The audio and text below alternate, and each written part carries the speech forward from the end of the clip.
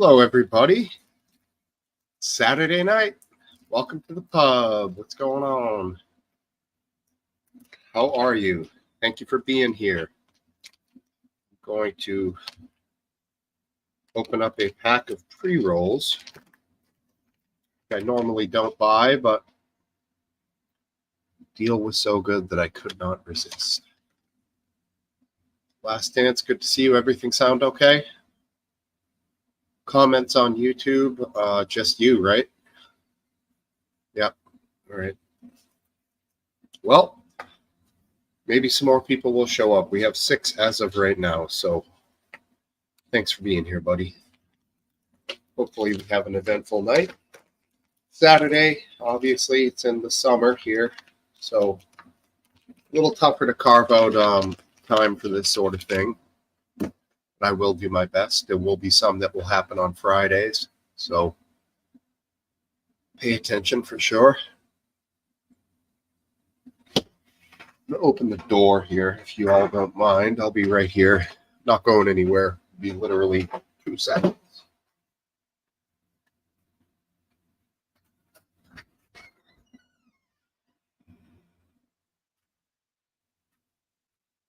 Been a lovely evening.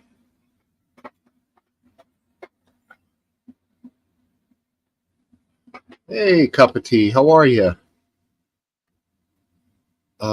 Good to see you, man. Thanks for being there, buddy. Appreciate. Let me open up a tab with the stream on it. See what you're. Okay. It's a rainbow heart. English bottle cap. There you are. On StreamYard, it says pride-heart-rainbow-Philly. Yes, sir. Pin top comment. Can do. Went to the championship rugby match today, and my nephews won, which was sweet. So good match. Everything went the way that we wanted, so it was awesome. Stoner, yeah. There's a 1 gram pre-roll. Cost about $3. Actually less, more like $2. Yeah, I couldn't pass up a deal of 10 for. It was it, bro. It was the championship, the finals. They won. It was awesome. Something around 34. It was a close game. It was really a good one. They were down, then they came back and won in the end. It was great.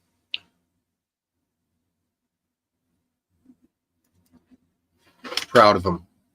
Proud uncle for sure.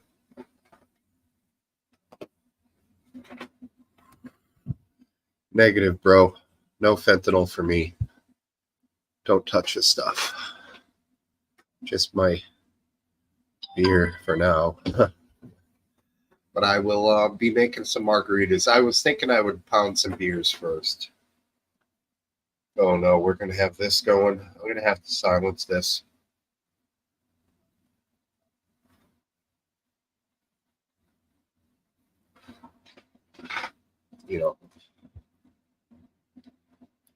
Sorry, bro. No, everything's good here. Let me make sure I'm on hardwired. I upgraded to Windows. Wait. I think I'm on the Wi-Fi. Hold on. Wi-Fi is off. So now I'm on hardwire. That should increase everything a little better. Yeah, it was great. It was great English. It was good to feel. I was proud. I had my shades, of course, shades pinned, but I I had some tears welling up in my eyes watching my boys win. I was proud.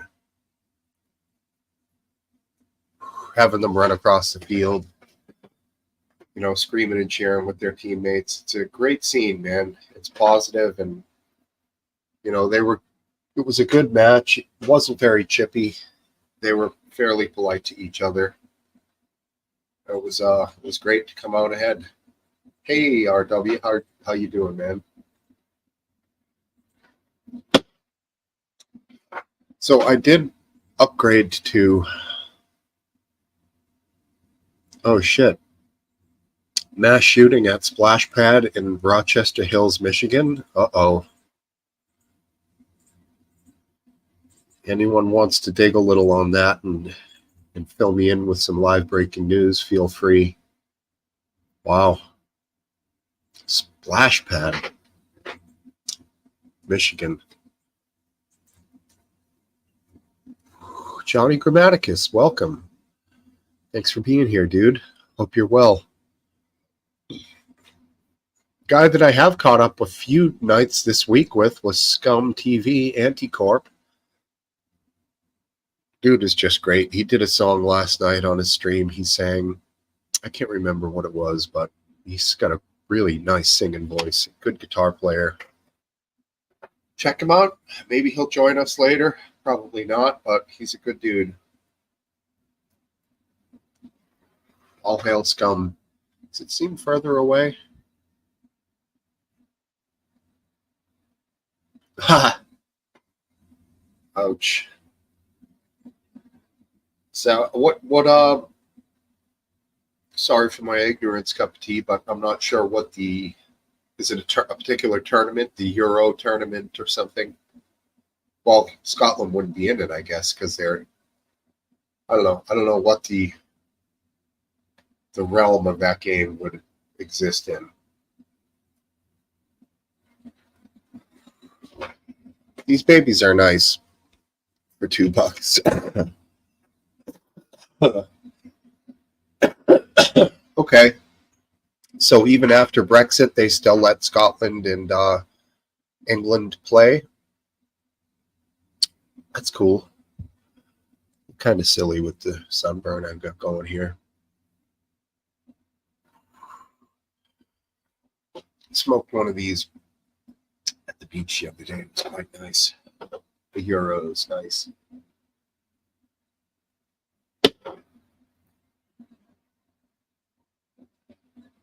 Yeah, I don't know a lot about that stuff, guys.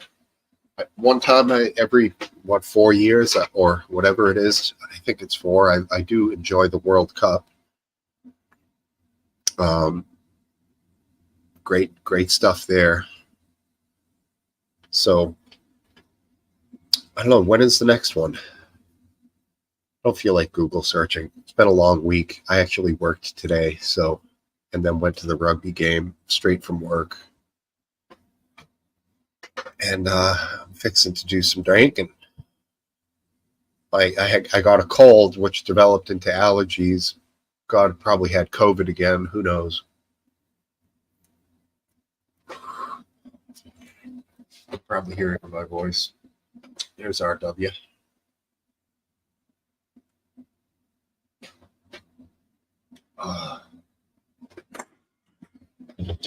Beers are really go for a margarita. I honestly didn't have time to make one.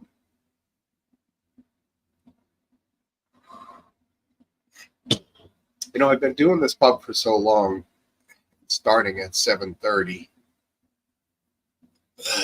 4 years. And that's probably how long I've been doing this. That I'm nervous to start it at 8 or 8:30. I feel like my minuscule amount of people that watch are going to be probably write it off. Plus, a lot of you guys in the UK, in Europe and whatnot, it's fucking late as hell for you guys. So I want to get on as early as I can. Every 4 years is a World Cup. Next 2 years, an African Cup of Nations, the European Championship. Got it. Cool.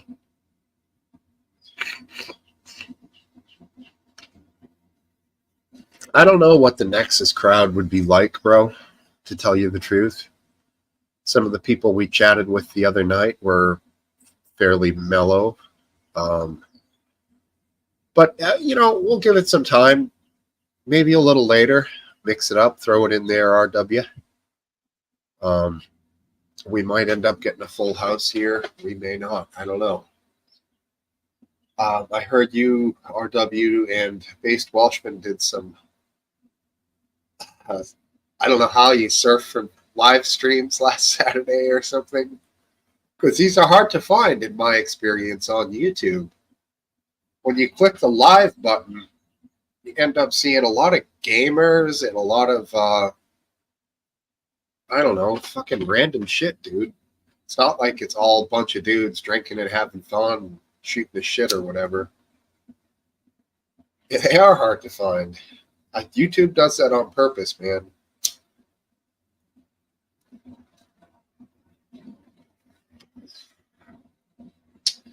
So I guess you just do your best, right? Go through the...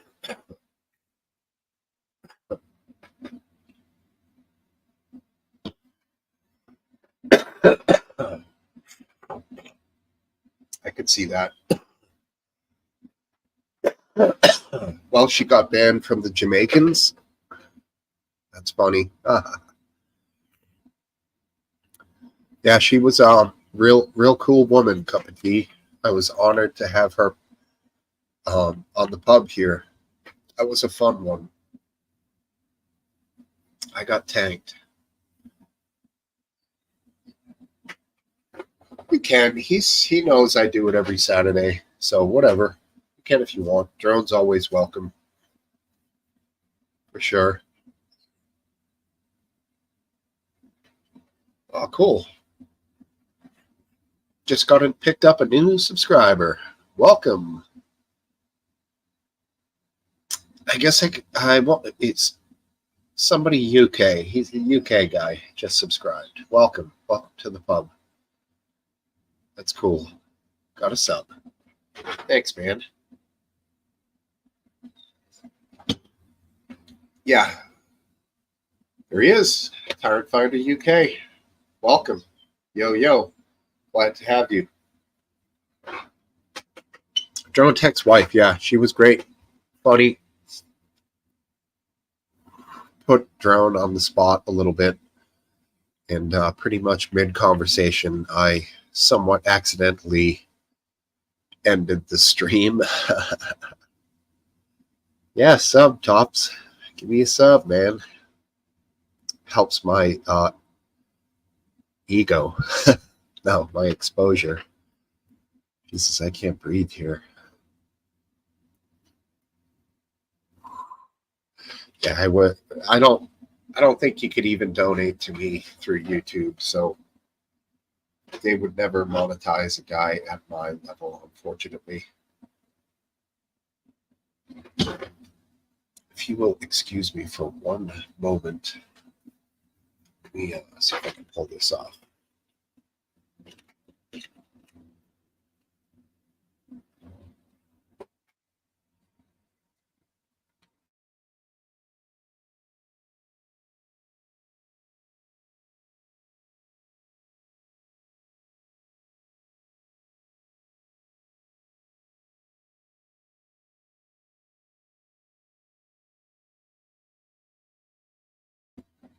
And we're back. Good evening, Alan Reeder. Yes, and please subscribe again, Topple. I always assumed you had. You know who that is, English Bottle Cap? Cool. Never, that's awesome. Let's see if I can find his YouTube page.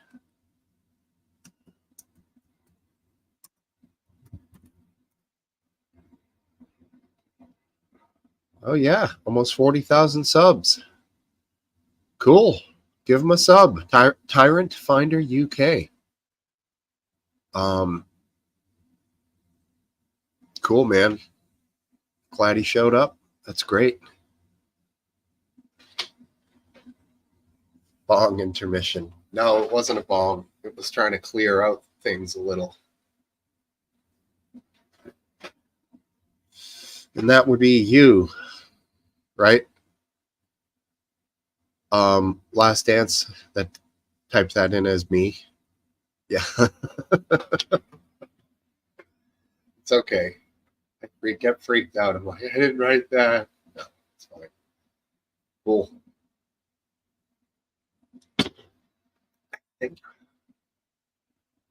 Yeah, right. We found the room full of tyrants. I'm a tyrant on myself. I'm the sole recipient of my tyrant actions. Beat the hell out of myself. Right, there you go.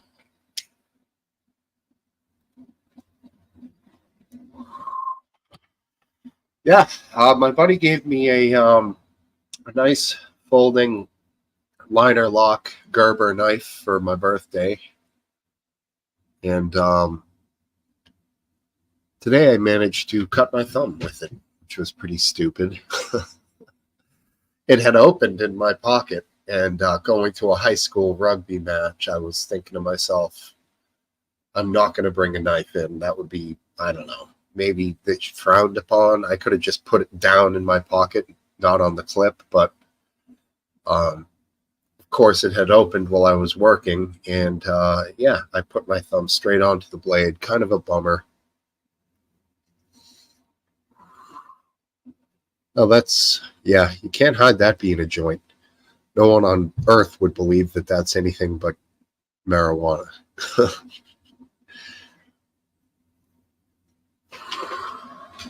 Pretty smooth for a $2 chuck. Cloves, man. Cloves are horrible, dude. I remember smoking clove cigarettes. I had a short stint. Black and Mild, yeah, that's what it is. You got me. It's a tiny Black and Mild. You're right, it kind of does look like that. I used to work as a valet many years ago when I fucked up in college, and so I went and became a valet in Boston. Ended up working with a bunch of homeboys, and these fuckers got me addicted to like Newports and Cools. I'm not kidding. This sounds like a bit, but it's actually true. And you'd bring the car to the garage, get out, lock it, drop the keys off at the terminal, and light up a cigarette for the walk back. And yeah, I developed a smoking habit from all of those guys, man. Hilarious. So trying to get off of them, I just went with the cloves. And I just decided to stop smoking. It was like a 6-month stint. And then I started a little bit here and there. I stopped, I started, I stopped. It seemed to me easy for me to stop. So I never had developed as a long-term problem smoking butts. But thank goodness. So that would suck. If I want to smoke anything, I want it to get me, high. Well, it's like cannabis high, not crazy high. Titanium Leathermans are nice. Yeah, I have a Leatherman. I find them to be clunky. I carry a knife as my all the time, and if I'm going to use tools, I'm grabbing my tool bag, which I always have in my truck, which has everything for hand tools. Base and wrench to, fucking electrical testers and all that, everything in between. Yeah, that's what I'm saying, Topple. I never loved the Leatherman. If you're really trying to torque down with one of those things, it hurts the hell out of your hand.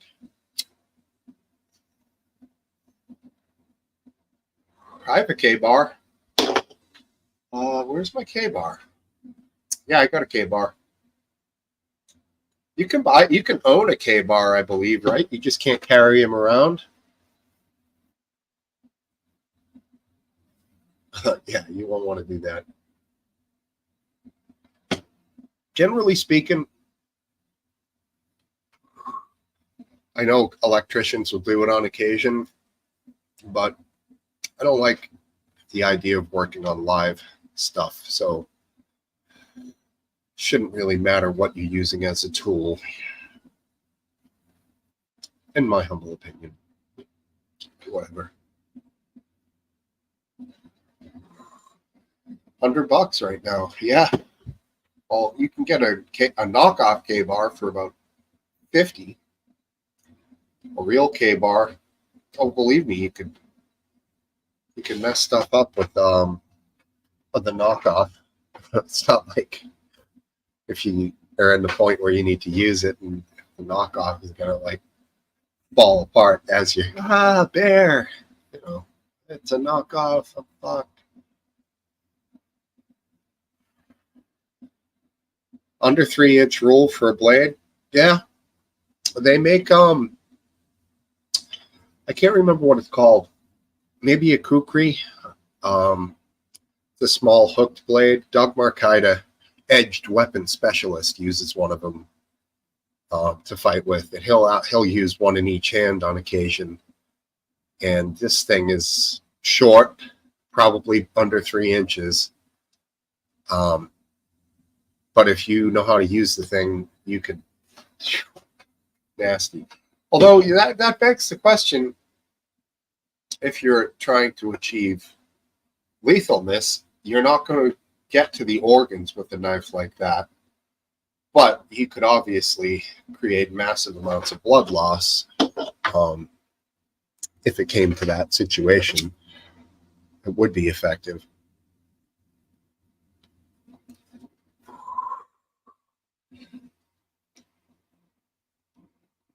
Crossbows legal. All right. Crossbows are pretty nasty. They can throw a bolt out there at 400 feet per second. That is freaking fast for a bolt, man. There's some funky new designs too. There's this one I saw recently. You crank it like it's got a modified fishing reel on the side, sort of. So you're not creating this tremendous amount of force to set the thing. It's a pretty simple crank, and boom, click, done, ready to go.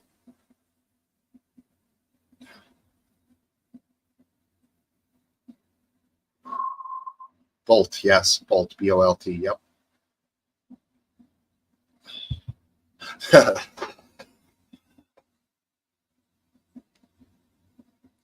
That's a great idea, RW. It's a great idea. You know, if you think about it, with power tools modified, they could do a lot of things. You know, a lot of things. Like you just mentioned there, an automatic setter. All right, we're going to get this thing fired up in a second here. I could try to play a little guitar with the wounded thumb. A lot of crow activity in the area recently. They follow the coyotes around. You know, they mob predators. So when you hear the crows going crazy, there's either a hawk, owl, or coyote, or cat. They also go crazy for, little, kitty cats walking around. This thing is going and going.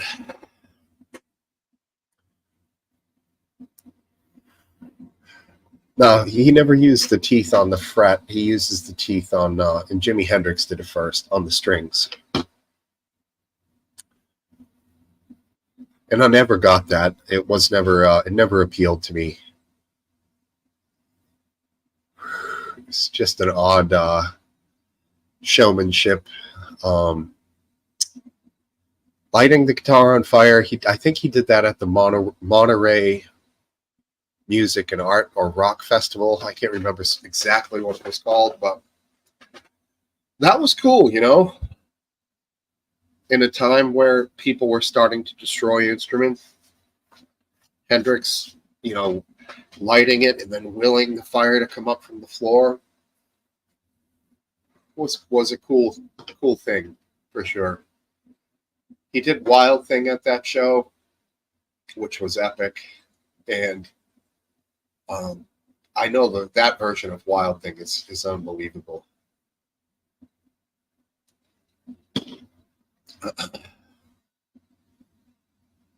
And I believe Dweezil Zappa owns the guitar that Jimi Hendrix burned, and he has it strung up and plays it, and it's got the burn marks on it.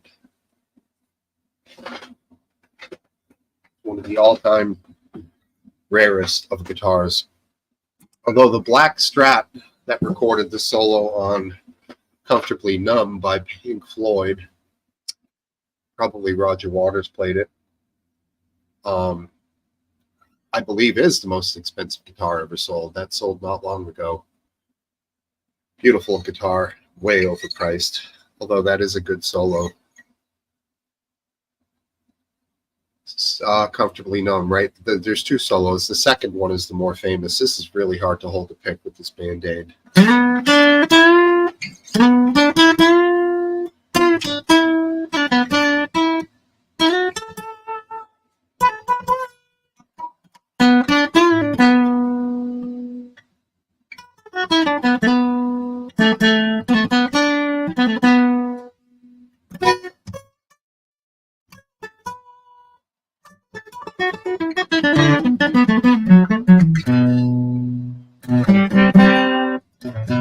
Gotta fix the sound. Yeah. Sorry, buddy. Did you hear that at all? Huh.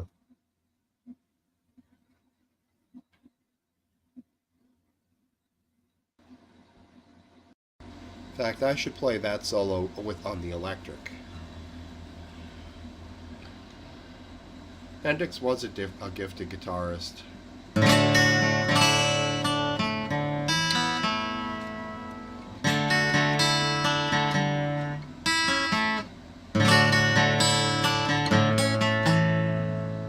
Why am I spacing on this song?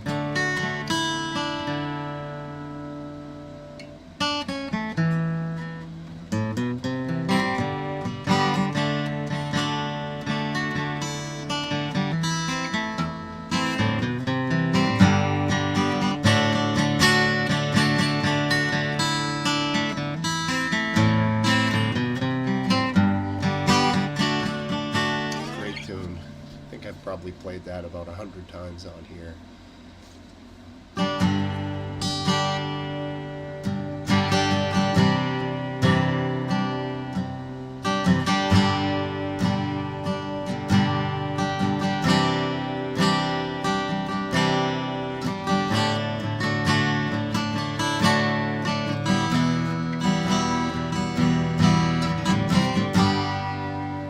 Yeah, acoustic's not doing it for me. It doesn't sound great.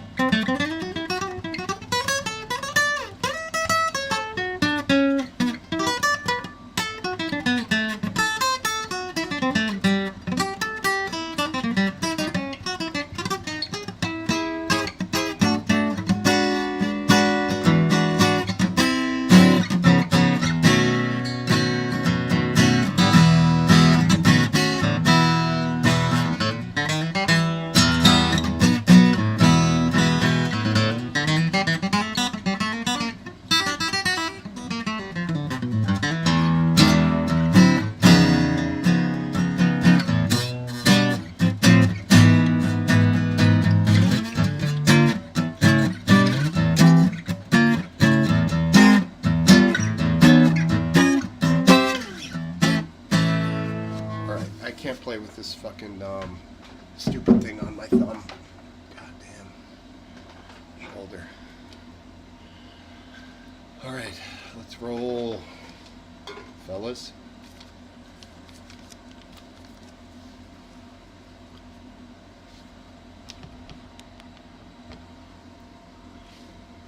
Oops. That was weird. Alright, fix the sound. Just about 8 o'clock. Looking good. And there goes the fan.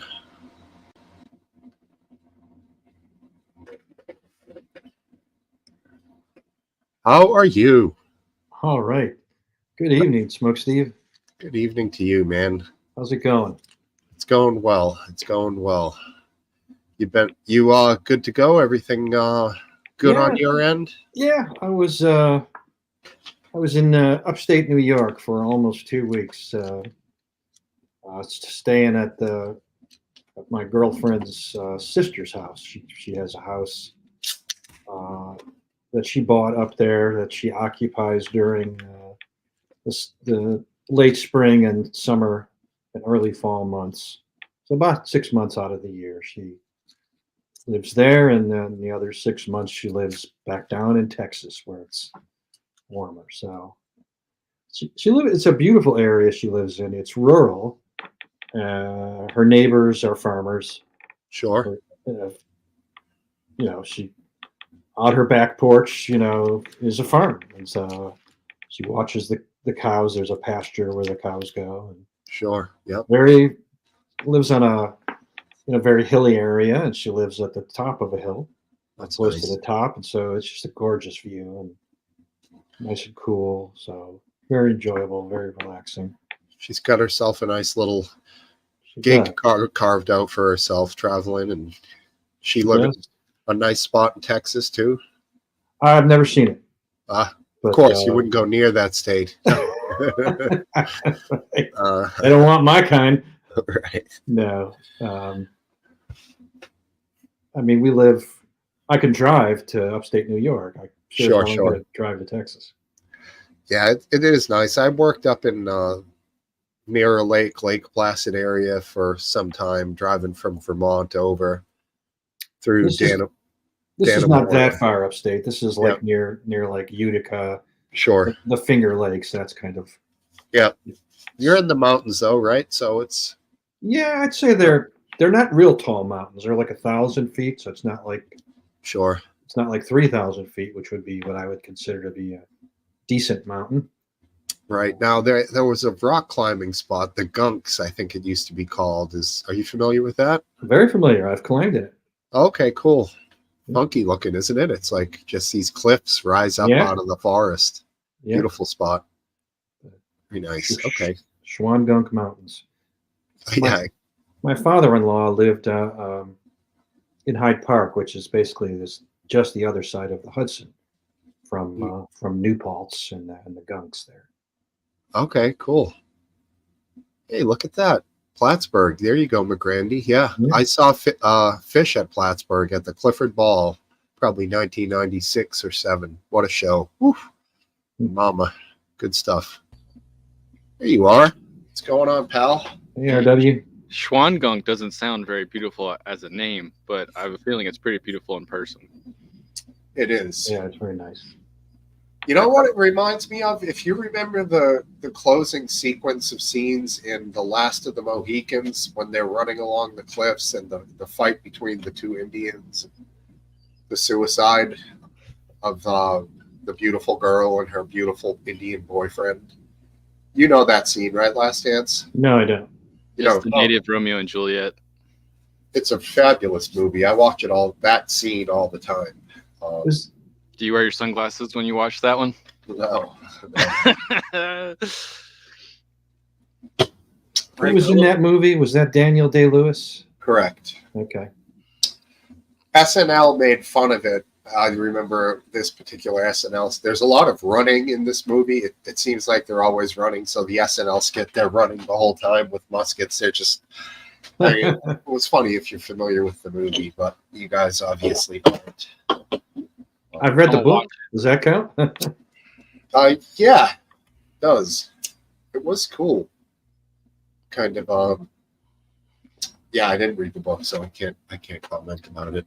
That is set not far from the Schwangunks. It's set in it's set by Cooperstown, New York.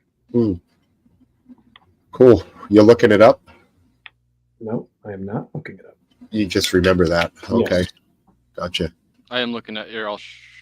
The lake called Glimmerglass in the book, and I guess in the movie, if I haven't seen the movie, is the lake that Cooperstown is at the southern end of.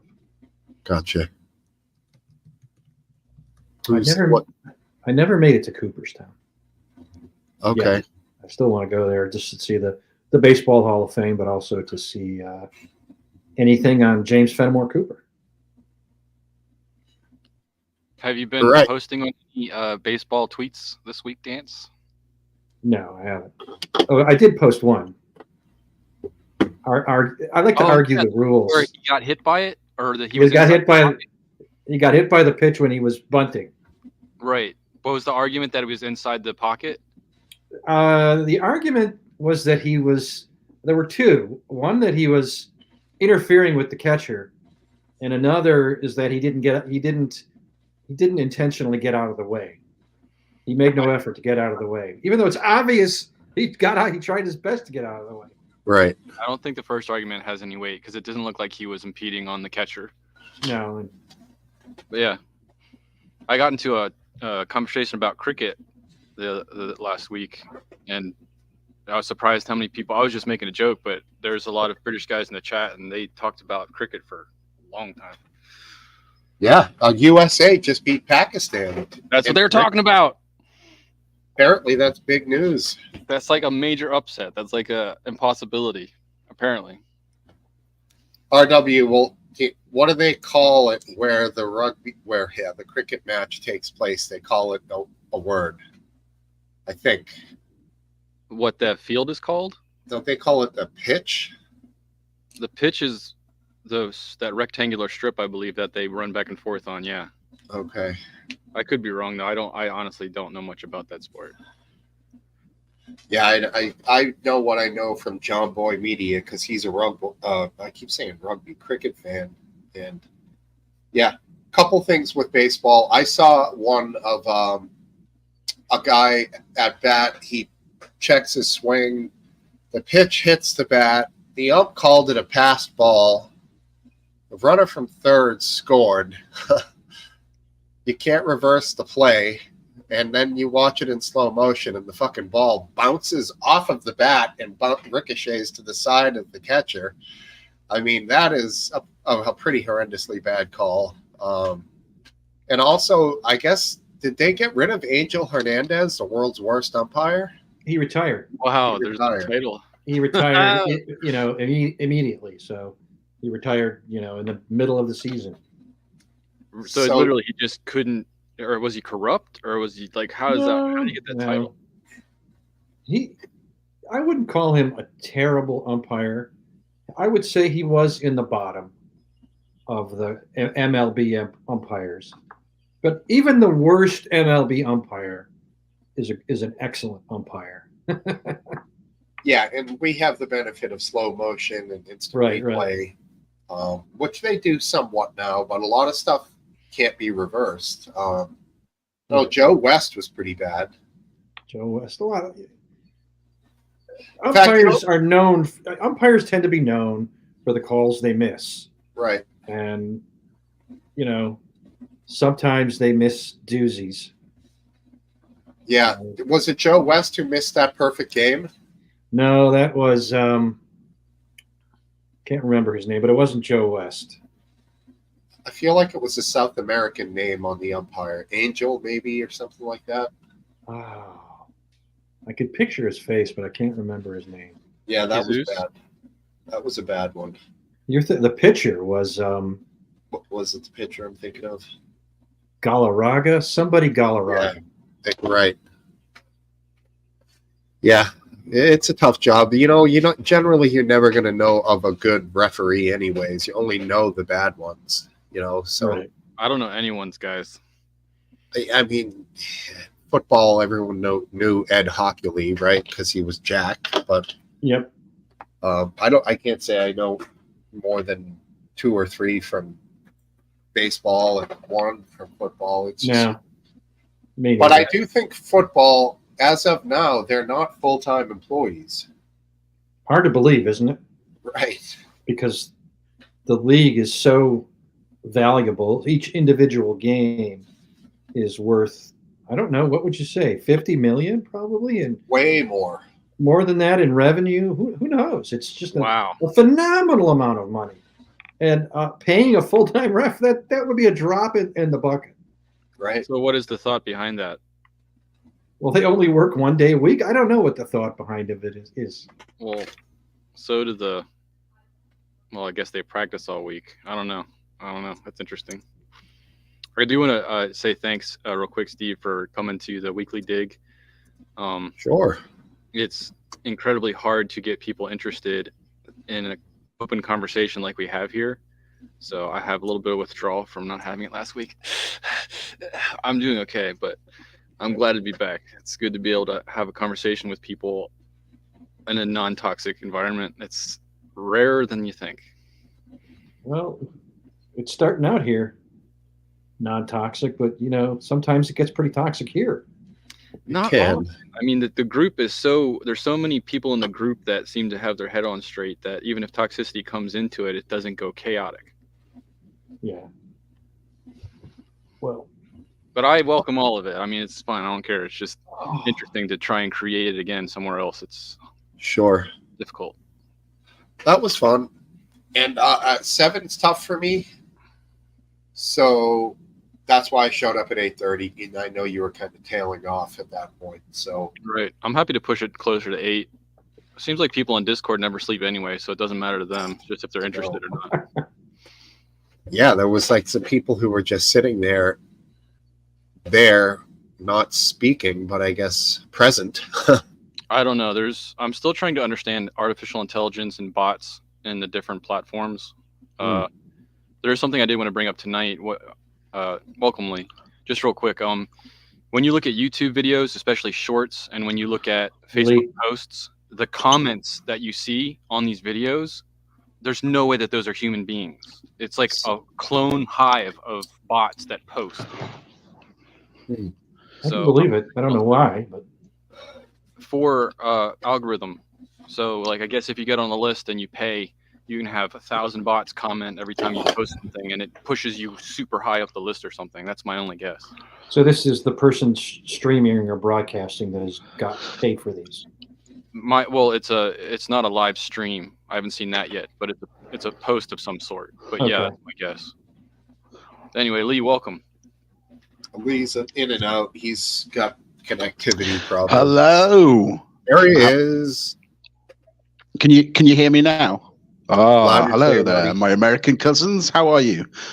Good, brother. How are you? Good. God bless America, home of the brave. There you go. Yeah, good. Really good. Thank you very much. Good. Hope you all are too. Yeah, for sure. What is UK home of? Yeah, Lee? Is it playing up? I might come back in. Maybe it's playing up. Yeah. Okay. Does anybody here know what? I'll come back in. UK home Okay, we'll let you. Sure. Okay. There you are. I think you're good, Lee. Home of the politician. I don't know. The royal Home of the families. slave. Ah, I don't know. We did that pretty good too here. Telbolnaki. Man, the myth, the legend.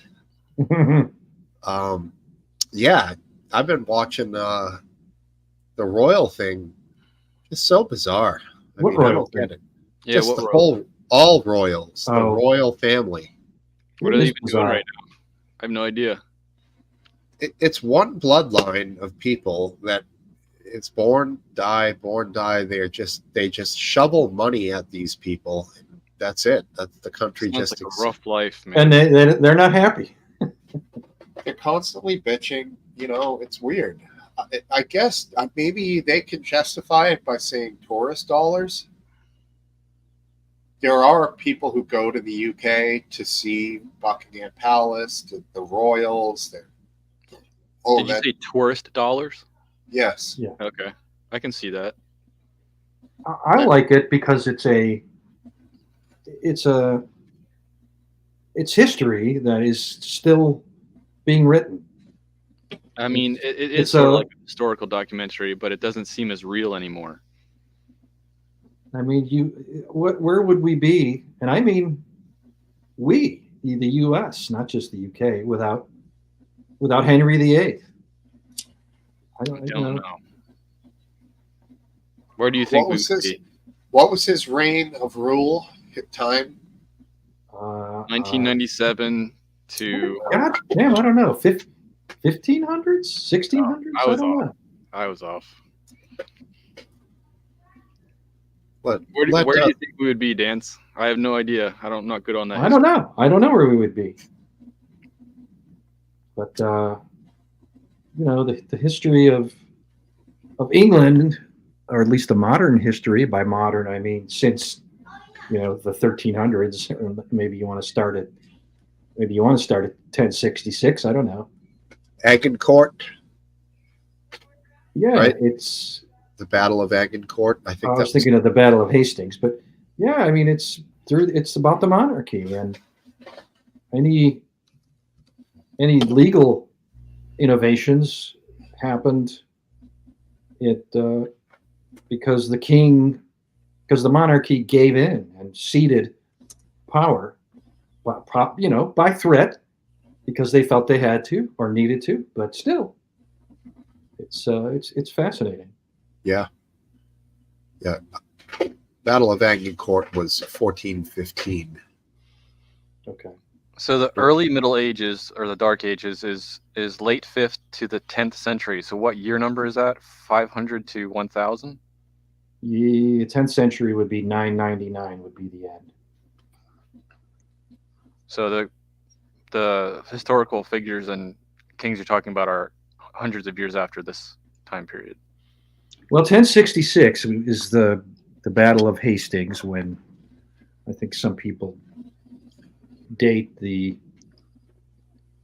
sort of recorded modern history of Britain. By modern, I mean stuff that you didn't have to dig up and figure out what this piece of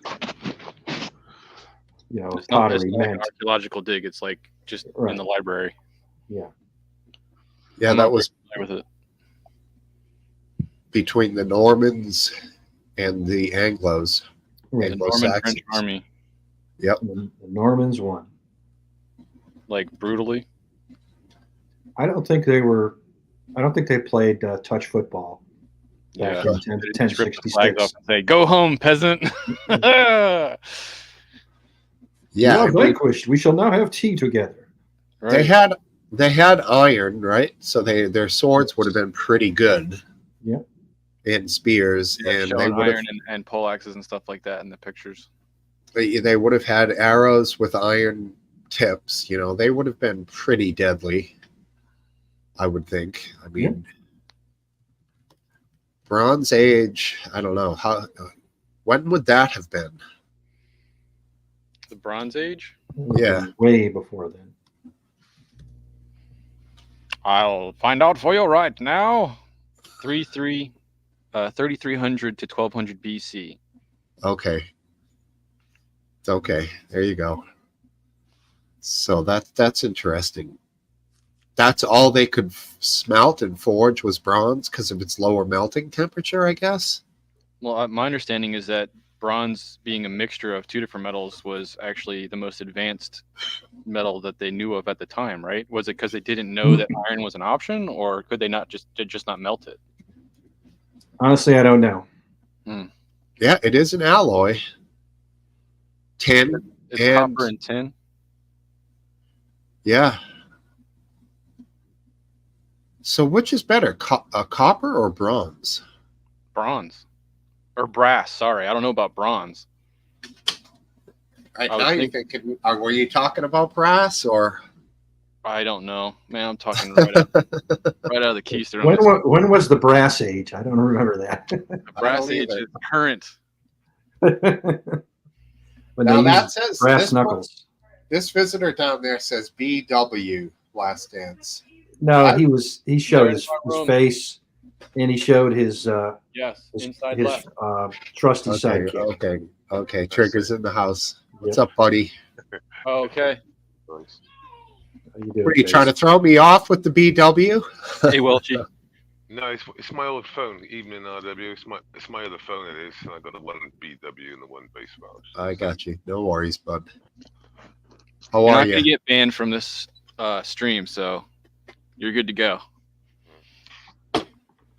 Ethan, what's on the menu this evening? Nothing planned as usual. Whatever pops up. Oh, I have lists. I had thought we might want to discuss a few different things, in particular, maybe our Supreme Court, but nothing. I never really have a list anymore. Just go with it, you know. What about the Supreme Court? A lot of action in the courts recently. What do you think about them ruling on bump stocks? Did you hear about that? I heard No, about the ruling, but I didn't read the opinions I didn't read the majority or the dissenting opinions. But you understand the reasoning behind that, right? Of what a bump stock can accomplish. Yeah, automatic. Yeah, I know what a bump stock is. Right. So I would think everybody in chat knows that a bump stock turns a semi-auto into an auto based on the mechanics of the bump stock. Right. I don't know if it keeps an automatic weapon out of morons' hands. I'm not exactly opposed to it. If you want to set it up to a silencer level request, I guess that's something I can get behind. But why do you need a bump stock in the first place? Like, I don't need a bump stock personally. Right, but But didn't the Las Vegas mass shooter use yes, a bump stock?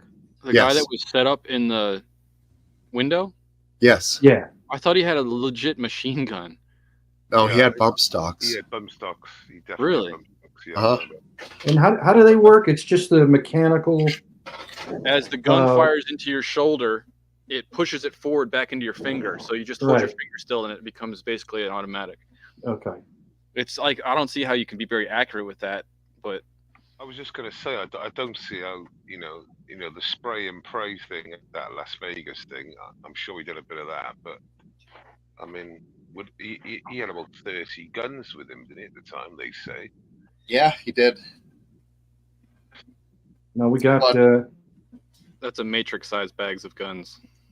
Yeah, was it 30 or 44? I've got 44 in my brain. That's like I don't know. 200 pounds of guns. Yeah. There was, but you would have had to have gone on the lift like I don't know how many times. Forklift Yeah. opens the room. Like, don't mind me, nothing suspicious going on here. Someone Google it if they could. See how many guns he You had got going. two guys on the deep dive right now. I can see it. Going for it. Unless they're looking up their stocks. Such a weird thing that was. It was so weird, the whole thing. And I've had a little look into it, and none of it makes a lot of sense. Can you bring your mic up just a little bit for us? How's that? Oh, yeah. Yeah, it was all really weird, that Las Vegas thing. So fucking 14 of the firearms were 223 caliber. How many did he have total? Jesus. He had 14 223s and 8 308s. Jeez. Combined with a 38 wheel gun. Some ARs were fitted with vertical forward grips and bump stocks. The latter What is a wheel gun? Revolver. Right. Old term, So I'm counting about 25. What are you going to do with that roughly, up in the window? I think that's probably what he put in his brain, dude. That's for the end. Final countdown. The end game. Exactly. You know what I found hard to believe? That his girlfriend had no inkling of any of this. She went on trial for that, I think, too, didn't she? To prove innocence? I don't remember. Not that I remember. I don't remember her going on trial, but yeah, she was supposed to be clueless to the whole thing. What is the official narrative of his actions, his intent? Not sure. I don't remember. I don't think there is one. Like his I don't think motivation. there is a narrative. What is it? I remember reading something about conjectures as to his motivation. He never left a note. He never, as far as we know, he never told anybody except his goddamn girlfriend why he did it. Yeah, but last dance, we all forget about these things. But isn't it quite serious that none of us have an idea really, or the end result of what actually happened there? Because there's always another one. There's always another one. There's always another one. It just gets like Was it clouded out. pushed out quickly? Yeah. Well, yeah, Was it I think buried? it was. I mean, what added up? That's what I want to know. None of it added up to me. There was lots How of many things people that- died? It was. He opened fire 60. into a large crowd. 60 dead. 60. So yeah. that's enough. English bottle cap. But what buried it? What was the next thing that happened that buried it? Well, there's always something that buries it. I don't know. Was When it was like the the, guy that drove through the people and during COVID, or What I was don't that remember when- nightclub in Miami? The Pulse nightclub? When was that? Oh, right. That's it. But there Is was that the 50 same time era? Yeah, might be. I was like 51, I think. Dead, I think. There was 51 taken out in the Pulse Club. Think Something so. like that. It was a lot. I didn't Yeah, realize it the number was that high. Yeah, it was huge. Yeah. Is that the guy that just disappeared and they found him in a creek? No. I think he was a peaceful chap. Exactly. But it's interesting. He means the religion of peace. If Yes. you want to. Yeah, mainly, he was. mainly peaceful. Mainly. There you go. It was What does that it was a gay nightclub or a gay club supposedly, and people just assumed that he targeted a gay club because he was a religious conservative. But all the investigation never uncovered any evidence that he really chose that club in advance. It appears like he just picked it because it was a physical location was convenient. Yeah. He may not have even known that Yeah, this was a gay club. So it was described as an alphabet community attack on the alphabet community. Exactly. But obviously, the one thing didn't help that he was an Abdul for the one. But two, like last time saying, there's no evidence showing that he actually targeted the alphabet community. The evidence shows that he just wanted to kill people. Is that correct, last dance? Yeah, I mean, there was some evidence that he scouted some locations, other locations, none of which had any, alphabet community association. He was just looking for soft targets, and this one was a soft target. And It's a bit like what happened in Paris. There's the Nata. I can't pronounce it now. The Nata, where it was like over 100 killed in one night when they went to the Bataclan. Bataclan, yeah. Bataclan Theater with they went the to- Queen. It was the Eagles of Death Metal that were playing live. Yeah. Fucking horrible. I just And can't if wait you till see he's got grandkids and like sitting on his lap and he's like, "Let me tell you a story that happened back when I was younger. One Yeah. time in Baklava." I don't remember. I If almost talk like that. Another few years, and that's what I'll say. Right. I had a friggin' picture of the murder scene from the Las Vegas shooting, but I'm not able to find it right now. See, for that, it was so crowded in the square that it was like shooting fish in a barrel. Yeah. Well, the Las Vegas one you're on about. The Las Vegas one, yes. Yeah. Which Yeah, is the people- one where it was the soldier guy that heard voices and then ended up getting a gun and killing people. It didn't happen very long ago. I Where, don't like, remember that one. He had gone to the shrinks on base or in the military and told Oh, them that, hey, I'm hearing these voices and this and that. And then like they didn't revoke his ability to get a gun or anything. And he just went out and got a gun and took people out. That was the story. that rings a bell, but I can't remember any more details. Just another drop in the bucket of shootings. Yeah.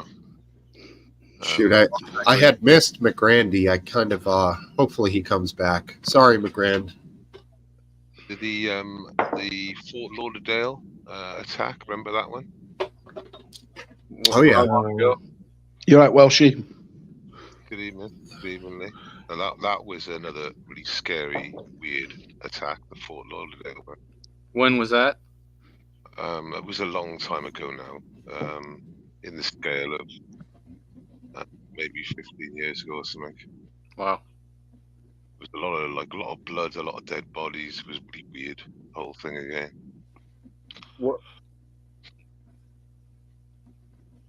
Yeah, I'm not sure what you're talking about there. No, I think I understand. There's For the Vegas one? for any mass shooting, there's the official narrative. There's what the mainstream media is actually saying, which is probably very close to the official narrative.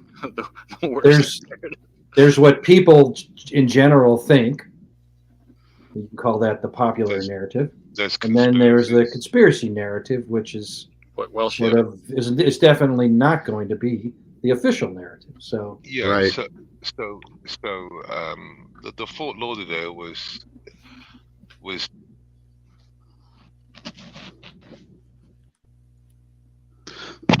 Sorry. Did we lose still him? there? Based, you there? yeah. Am I still here? Yeah, Yes. you're still I there. thought you took a moment Yeah. to shed a tear. I was waiting. Yeah, sorry, chaps. Yeah, you know, there's a couple of attacks that over the 20, 30 years that I find quite questioning. Should we? Questioning as in like they were a false flag type thing, or what do you mean? I think we lost him. Okay. I hope we lost me. You're there. Yeah, you're still there. Yeah, I don't know why I'm getting bad reception tonight. Yeah, I mean we know psyops happen and false flags. Do we though? Well, we do. Yeah, I mean It's what they do. That's how the Vietnam War started, wasn't it? On a false flag. Probably. Well, Not exactly. Sort of, but not exactly. Koppel, turn your camera on for 2 seconds, buddy. You've had impersonators before. The Gulf of Tonkin incident was Gulf not. of Tonkin incident. It wasn't a false flag. It was just basically. It was a fake incident. Is what it was. Psyop. Okay, was okay. Well, what was. what does a fake incident mean? Someone, some sailor thought they heard something, but there was no evidence after the fact. After they did a after action investigation, there was no evidence that they were fired on by anybody. So no one Not died. No one died. Hmm. But it was that fact was kept secret. The fact that they could find no evidence that they were fired on, that no one ever mentioned until much later. The That's Gulf not of good Tonkin. for, It was requesting- reported that the North Vietnamese attacked the ship. I think, what was it? The Turner Joy, USS Turner Joy. Yeah, it was reported that the North Vietnamese attacked a U.S. ship, and that was used as justification to increase our presence Okay. and bomb North Vietnam. America. And that was, the U.S. That was the start of the under the Johnson administration of the U.S.'s heavy involvement in the Vietnam War. America. Fuck Yeah. That was So- that was a major. Yeah. Yeah. So let's go on to the Iraq War, weapons of mass destruction.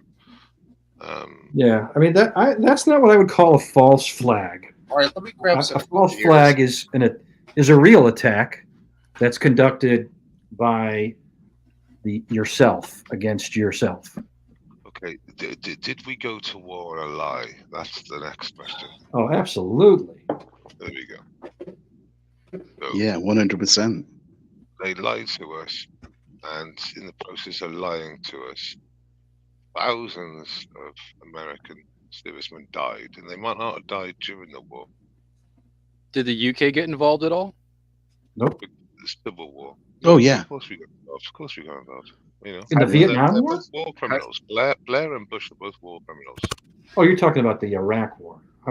I thought you were talking about the Vietnam War. Yeah, I was asking for Iraq Vietnam. War, yeah. I was talking about the Iraq War then. I said, because basically we went to But war it's- on a lie again, didn't we? Made us believe something that wasn't true. The sad thing is that though, the sad thing is that you talk about all those innocent people dying, and I've seen a couple of clips. I'm sure you've seen them. I mean, Bush even jokes about it, knowing that it was a lie. So I've seen him at a talk giving to various business people, and there's sort of some sort of quip like, "Yeah, I kind of know that we sort of set it all up," which is terrible. That's not a good look. I don't remember that. I don't remember seeing that, but Well, they did. Yes, they did famous clip, honestly. Well, they did go to war on a lie, though. We all know that, don't we? We all know 100% they actually. well, not just one. But the lie, fact but that he's like, several lies. Yeah, several lies, but some very big lies. if you try and find the clip, it'll be somewhere on YouTube. Bush jokes about Iraqi war. I'm sure you'll find it easily. I mean, it's probably only about a 20 second clip, but he does mention it. There were two big lies that was based on. One of them was that Saddam had stockpiles of modern chemical weapons that he refused to turn over, and that one, that looks like none of that was true. He did have a few old chemical weapons that were found eventually that he probably didn't even know he had. But basically, they went over and they looked. They didn't find anything, but they said, "We know they're here, so we're going to go ahead anyway." Right? Well, there was that, and then on TV. So that on TV we were given a show and tell by Colin Powell on the biological warfare Winnebagos that Saddam supposedly had. It sounds like Walter White's ice cooking Winnebago. It turns out, It turns out that all of that Winnebago nonsense was the result of one defector whose cover name was Curveball. That should have been a tip-off right there. None of which his reporting was ever backed up, and almost everybody who dealt with him said he was a liar, including the CIA. So,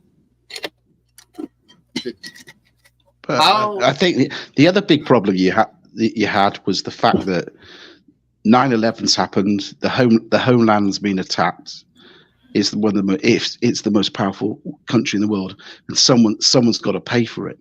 And I think Iraq was an easy target in a war, by the way, that if you're gonna blame them and go to war with them, you have got to win. There's no way you can lose.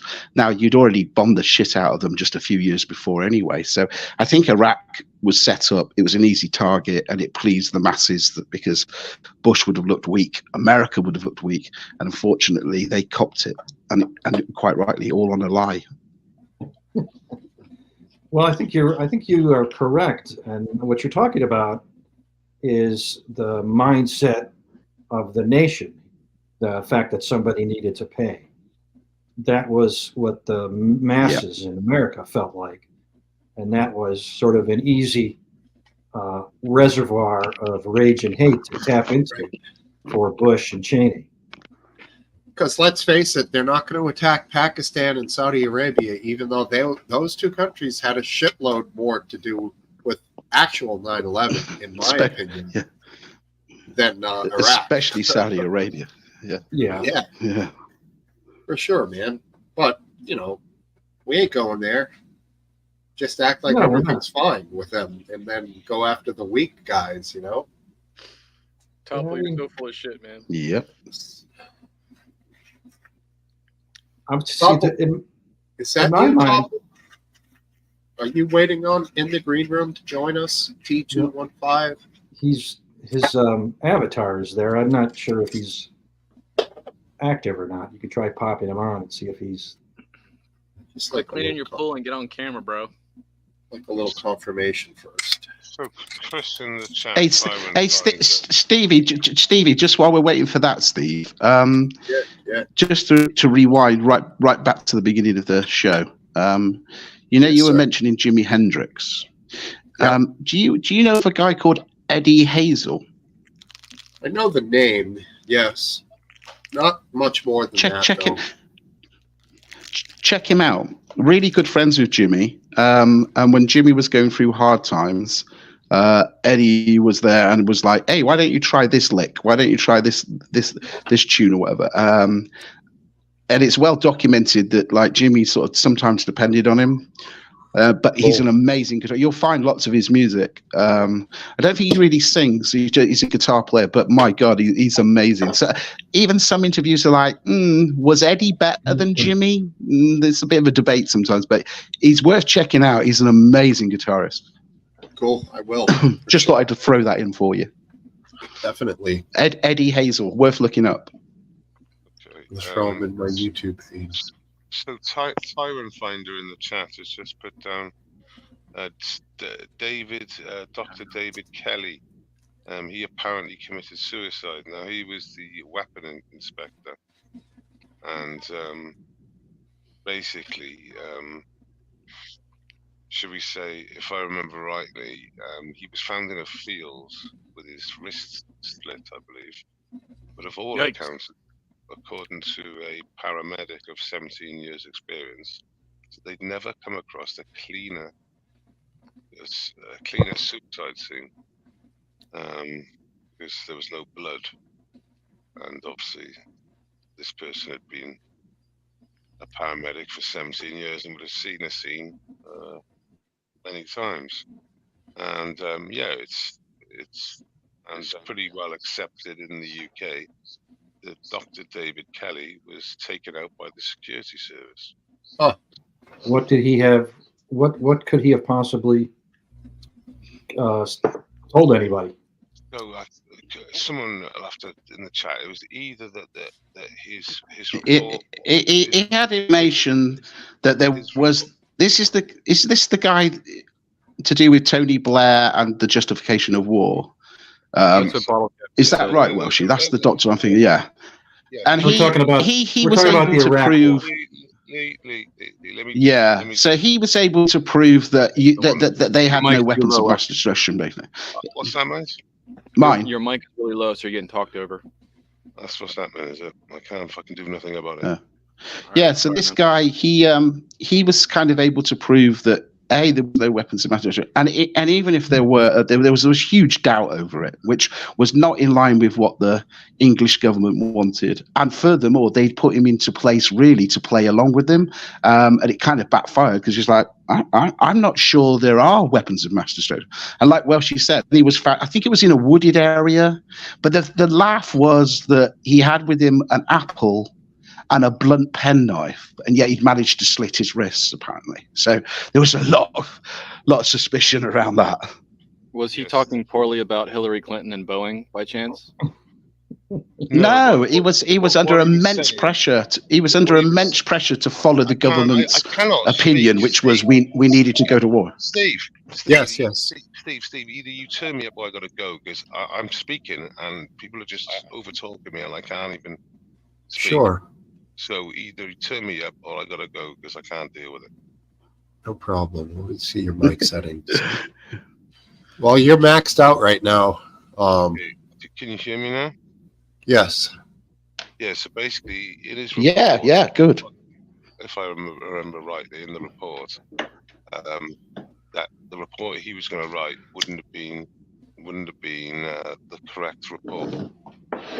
With, I believe, the evidence that he was going to provide the inquiry,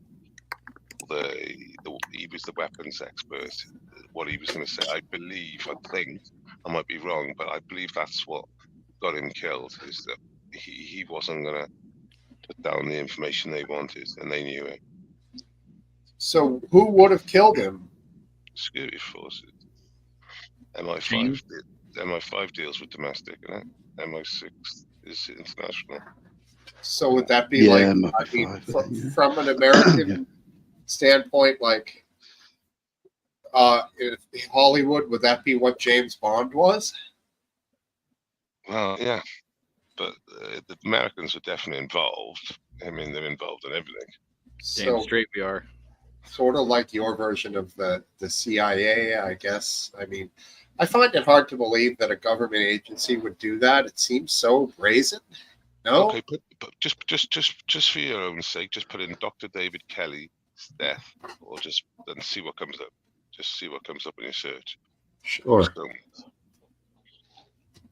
it's quite scary. I mean, he was a very well-respected man, and once again, I believe he made a statement to say he was perfectly fine. He's not going to kill himself.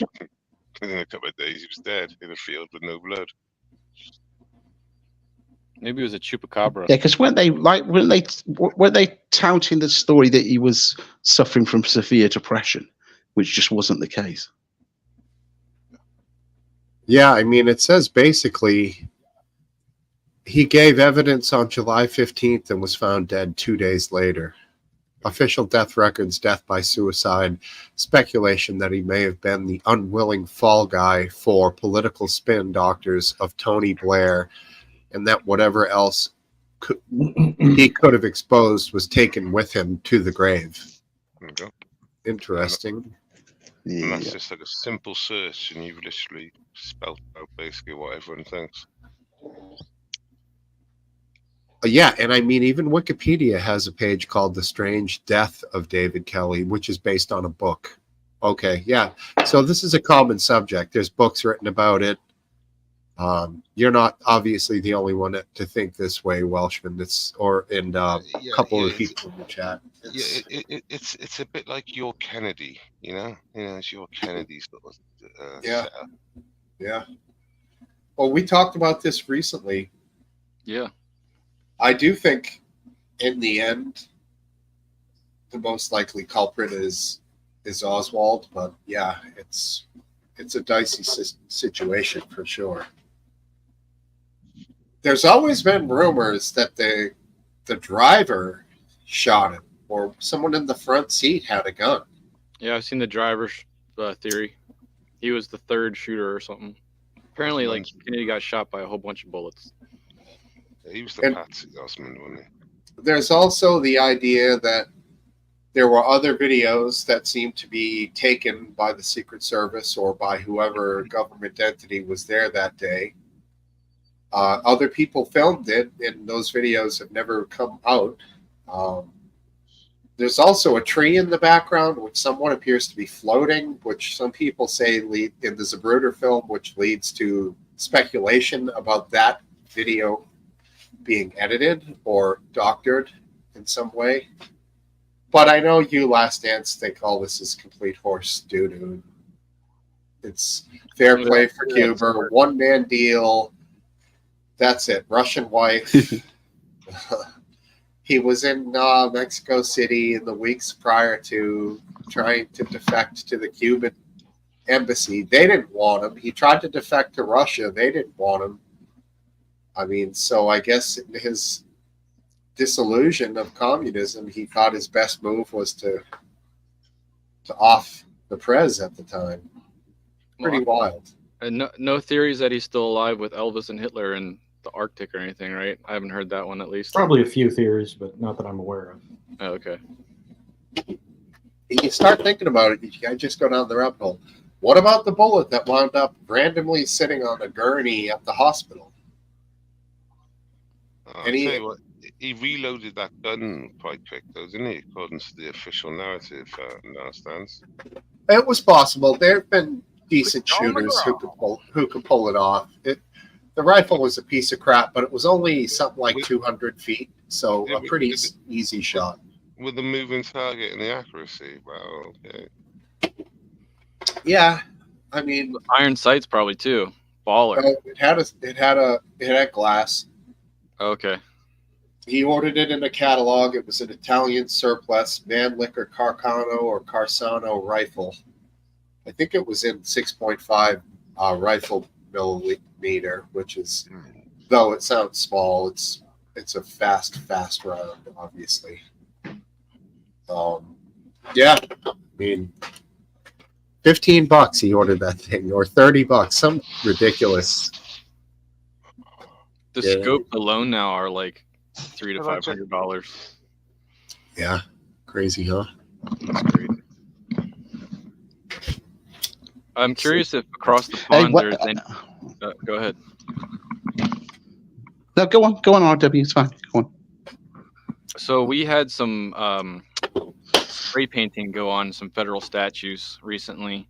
I'm curious if you've had any statues defaced in the last couple weeks over there. No, not in the last couple of weeks that I've known of. Any murals that got defaced on the roads? Oh yeah, with tire tracks. Yeah. Oh, right. Alphabet community. I've seen them. They begin for federal crimes, don't they? So Oh, there's yeah. a little bit of a two-tier going on there because the statues are getting tagged and let go, but people are going to get in trouble for the tire tracks. I don't appreciate that aspect of justice. Go after both, right? Just go after both. So, I mean, tire tracks on a road. Huh, who'd have thunk?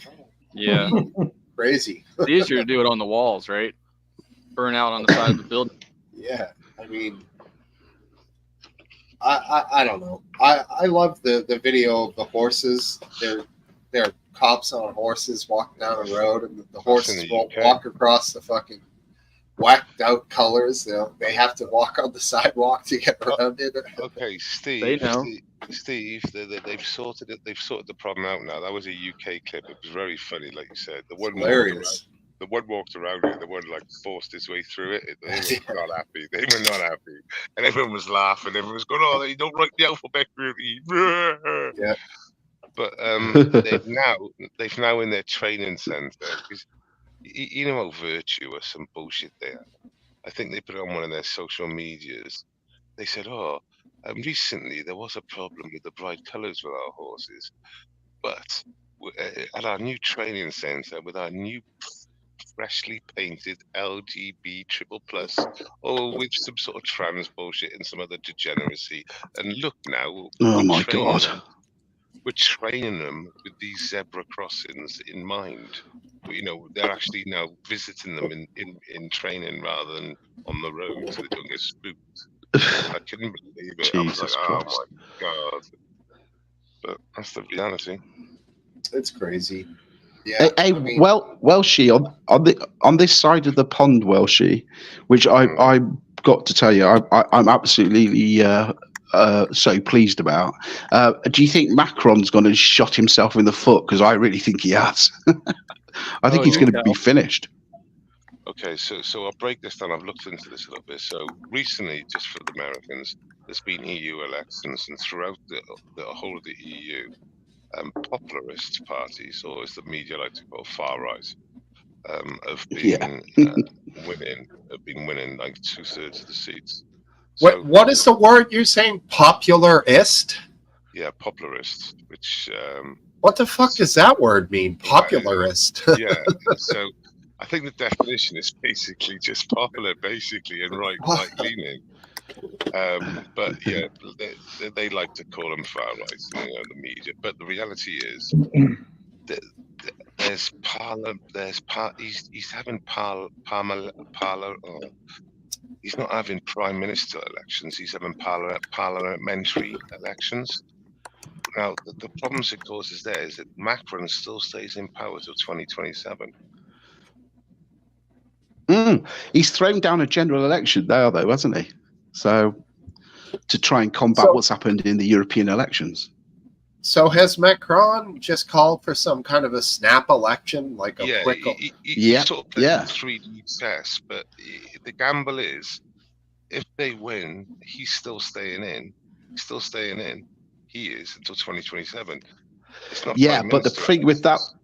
Yeah, but the thing is with that Welshie, it could also force him out, because he could still stay in, but he can't do anything. I mean, it's described as being a lame duck, because anything he proposes, they'll just go no, and he can't win. Right. But nor can they. That's the 3D. Yeah, so it puts So for 3 years, nothing happens. You've got disillusions. You've got here. We're not part of it. We're not part of it anymore, of course, in terms of the European Union. So you've got, just so you're aware, you've got your parliaments that run your countries, and then you've got the EU Parliament, which have representatives from each country. So Le Pen, who's deemed to be far right, who's based most of her campaigning on we don't want any more immigrants, has gained such support that she's won the most seats in the European election for the French side. So her opinions about stuff will carry weight because everybody in the European Union come together to dictate the budgets for what are going to be spent and the way that Europe's going to move. But it's not just Le Pen. I mean, you've got the Italian. She's a woman, isn't she? She's far right, deemed as being far right, should I say, in coalition with another party to have power. There's countries like Finland, Belgium, all getting support for called right wing, because it seems to me that everybody's waking up and going, do you know what? We've had enough of this. And the big implications going forward is that Le Pen is also of the opinion that why are we funding this war? So that could have massive ramifications throughout the whole of Europe. If a big power like France in the EU elections, she starts blocking everything. So it's like, it is massive. And France could go, like she rightly points out, into a complete stalemate and becomes a country that can't make any decisions or do anything. Right. Steve, it's been like quite crazy recently. So yeah, with all this, a lot of the countries all of the countries up and down the EU have been voting in right-wing candidates and parties in the elections, and obviously the left wing in the UK want to rejoin the EU. But now it turns out the EU is more far right than the UK. Yeah. Well, yeah. And you know what? You know what's an interesting thing? This same sort of a wave happened in Europe in 2016, just prior to Donald Trump winning. This is exactly what's happening in the UK, because Reform have now overtaken the Conservatives as second place in the That's elections. amazing. So in reality now, it looks like, and the reason why Reform are doing really well is because they're disillusioned. It'd be like when the Trump got that tide, that where it sort of started flowing. People are disillusioned with Labour. People are disillusioned with Conservative. They both see the different side of the same arse. And and it looks like it's that Trump thing of 2016 is happening in the UK now with Reform. What are Reform's politics? But basically, they're conservative, where conservatives used to be. You still there, Based? I think we lost him. Yeah, I'm back. But they're high. The Reform Party really gets support from, once again, the guy who heads it, which is Nigel Farage, which you've probably heard of, because he was campaigning for Trump in America when that vote was going on. But Farage is very big on, you've got to stop the boats coming over. There are people, there are hundreds and hundreds of people every day, and it's resonating throughout the country. Yeah, we're getting fed up of it. Even the people that maybe were like, I'm not too sure. Maybe, even they're now going, yeah, do you know what? Because there are things that are being impacted in this country. Like this week, there was a big story saying there's cancer treatment delays. It's schooling. It's all sorts. It ripples through everything. And I think people are like, yeah, we're just having enough of what's going. And our taxes are going to support these people. They don't even work. Yeah, I mean, people are waking up. So Reform wants small governments. They don't want big governments. They want lower taxes, and they're going to stick to the promises of coming out the ECHR, taking out the which is majorly important. Problematic things with the old migration, and then copy and paste the rest, and just change the title from the European to the UK Convention of Human Rights. Bang. And they've promised that they're going to do that. That is the only way. I've been saying it for years. Has been a talking point on the right-wing parties for a while now, but no one has the balls to do it. Reform said that's going to be their first policy straight away. They're going to do that. So they've overtaken. Is that the ECHR? Is that what they're going to do straight away? Yeah. Yeah. Good. Yeah. Come out the ECHR, and I believe obviously they're going to copy and paste it like they did with lots of Brexit rules, with the EU. Just take out the areas and copy and paste the rest. That's what they did with lots of stuff from the EU, split. Yeah. Have you guys been paying attention to the G7 at all since it's happening over there right now? Oh yeah, I've been looking into that big time. Yeah, Biden sitting in invisible chairs and wandering off, and literally just wandering off. Yeah. Has the Pope already done his ethics on AI yet? Going back to the G7, I really looked into this because big propaganda headline was it 50 billion pounds is going to be supplied to Ukraine on a loan through the frozen assets with the interest it's earned. Yeah. 50 So million. what's really interesting. Yeah, but what's interesting about that, when you look behind it, they're not getting that tomorrow. It could be over a year before they get that. So the headline is, oh, look what we've agreed. But when you look into the fine detail, A, it could be up to a year. Secondly, there is already 100 law cases ready to fight it, the financial institutes, because it could cause complete panic and insecurities with other countries with their investments. So they're now saying it might not go through. And the other funny thing is if Russia frees the assets of all the Western countries ties with them or Russian involvement in other things, do you know how much that would raise for Putin? 290 billion pounds. So he can play tit for tat if he wants. It's just all bullshit. Yeah, and Putin just offered terms of a truce deal, and he offered basically to the areas that he annexed to become Russia to make Russian, and he would end the fighting. He just did that today or something? I haven't heard that yet. It was yesterday or the day before, and okay. Zelensky came back immediately and said, never, that's an absolutely ridiculous offer. Shot it down, didn't even consider it. No.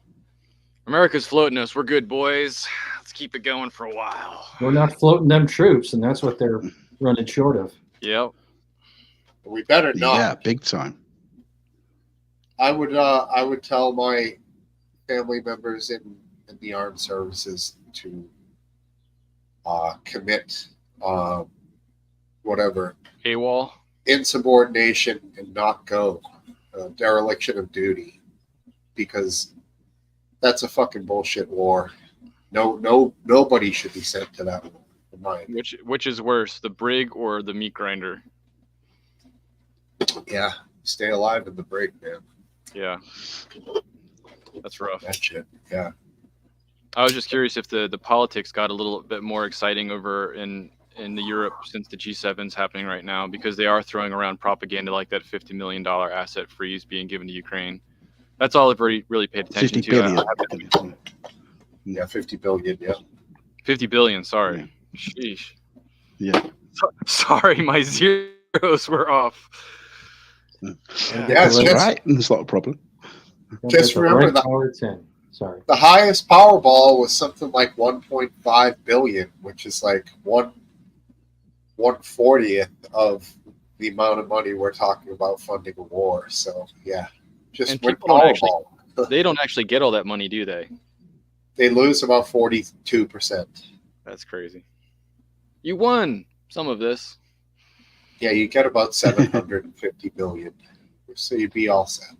Yeah, you'd be good. As long as you don't buy a house or anything. Yeah, crazy shit, dude. But yeah, I mean, I don't think this war is ever going to end. I think it's going to go forever. I don't think Putin's going to use nuclear weapons unless people do something really stupid. He's just going to wear them down, and they're going to have no men left. The country's I mean, he's destroying the country he wants to take part of over, you know? Build back better, bro. I don't know. Do you Um, think Putin, this has turned into more of a hornet's nest than Putin expected? Oh yeah. You think he thought it was going to be a walkover, easy.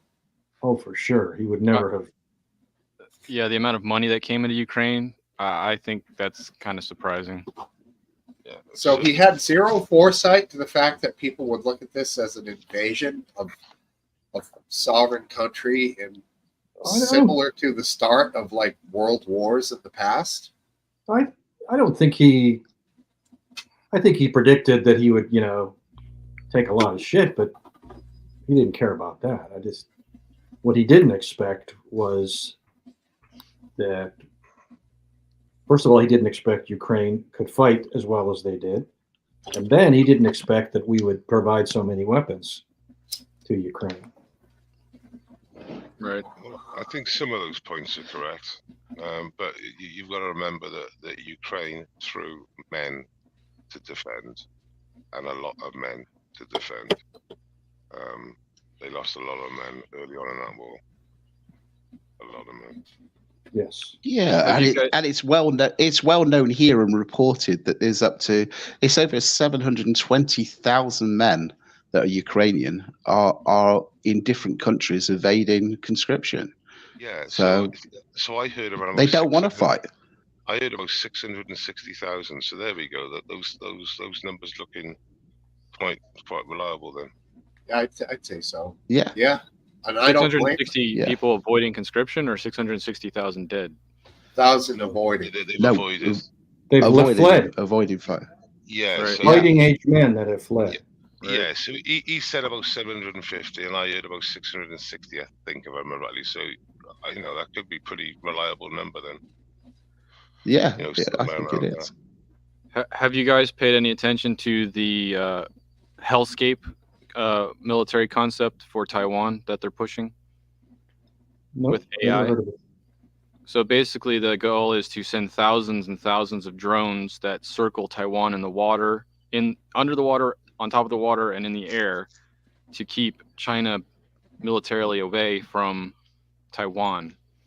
And China saying that they could, overcome this, But if they, it's very interesting to me because it'll advance drone warfare to the next level if they actually move forward with that. Sounds like they're advancing a giant pissing match with China on that one. Jesus.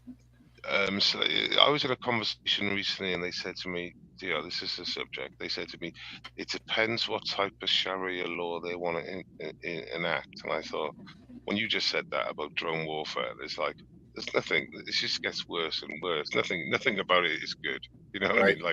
Like Sharia law, like whatever version you're talking about, it ain't fucking good. You know what I mean? It's like whatever we're talking about with these drones now. It's like I just want to be on an island out the way with a simple life. And I'm thinking, just don't make it Taiwan. That wouldn't matter. Choose a different island. Yeah, they just it doesn't matter Sharia how many light. it doesn't matter how many drones are circling Taiwan, no matter what number they've got. I honestly think if China wanted to invade Taiwan, they'd take that place over in a day or two. The numbers are just phenomenal. Oh, easily. What is? Well, you have to get there, right? You can't. They can't walk from China to Taiwan. We don't know that yet. No, but they would have complete and utter air supremacy. They've got hundreds of aircraft that would just bomb it, and then they could send in the ships and the troops. I'd have to disagree with that. It's impossible to have air supremacy anymore anywhere because you can get anti-aircraft missiles are cheap, and you always have more of them than the other guy has airplanes. But not drones. Drones are even cheaper. Sure. They're a lot. Drones are cheaper than anything. More mobile. They're cheaper than tanks. They can attack ships. One person can control them. They can control by one person, and that's just today. The technology exists today to make them autonomous and Right. and have them a attack hive. in masses. And That's you my know, point. Is that if the Taiwan hellscape concept moves forward, we're Yeah. going to see new technologies released that we don't know exist yet. That's Right. what's interesting to me. Oh yeah. Now, the only other thing is that if you want to find which country can produce the most drones, Yeah, China, right? that's China. So, you And it know, only has to work once, right? So it's their business model. yep. So, I mean, if it comes down to who makes the most drones, I got to go with China, right? I would have to agree with you. Yeah. Yes. I don't know. I hope that they don't. I hope it's just propaganda that they're pushing. I only understand us backing Taiwan because we're in bed with them for the superconductors or whatever it is. Yeah. So But this without is that, why we don't care. this is why I think the right strategy for U.S. diplomacy is not necessarily just to defend Taiwan. It's actually to encourage reunification talks. Have them talk because ultimately Taiwan will be part of China. Ultimately, They just Taiwan lose is a sovereignty, right? They have to. What are they bowing the knee to if they go under China again? let them figure it out. Because are they We both communist? no, Taiwan is not. Taiwan fled the communists. They were the so-called nationalists that were defeated by the Chinese communists, and their last refuge was they fled to Taiwan. Interesting. Do you know when So that was? do you think then After last World War dance that, II. that last dance, do you honestly think then that they could find a compromise where Taiwan could be owned by China, but they could kind of still live in their own way? Or I'm guessing you don't. Here's what I say. I can't think of a way that would work, but I don't have to. That's that Taiwanese and the That's fair. Chinese have to work it out, or they don't. But That's base. That's base, and it's the same. It's the same with Israel and Palestine. There's not going to be a result. There's not going to be an easy. There's not going to be any easy resolution or any resolution. right. It's never going to work. In all history, since history started, there's always been conflict, and it's in that region, and it's going to continue, and there's nothing we can do about it, really. So yeah, it's funny at last. but then I guess what Here's last what dance is saying. I mean, here's a good example, I guess, because it's in most recent times. When you look at China taking back Hong Kong, those who wanted to leave could leave, and those that wanted to stay stayed.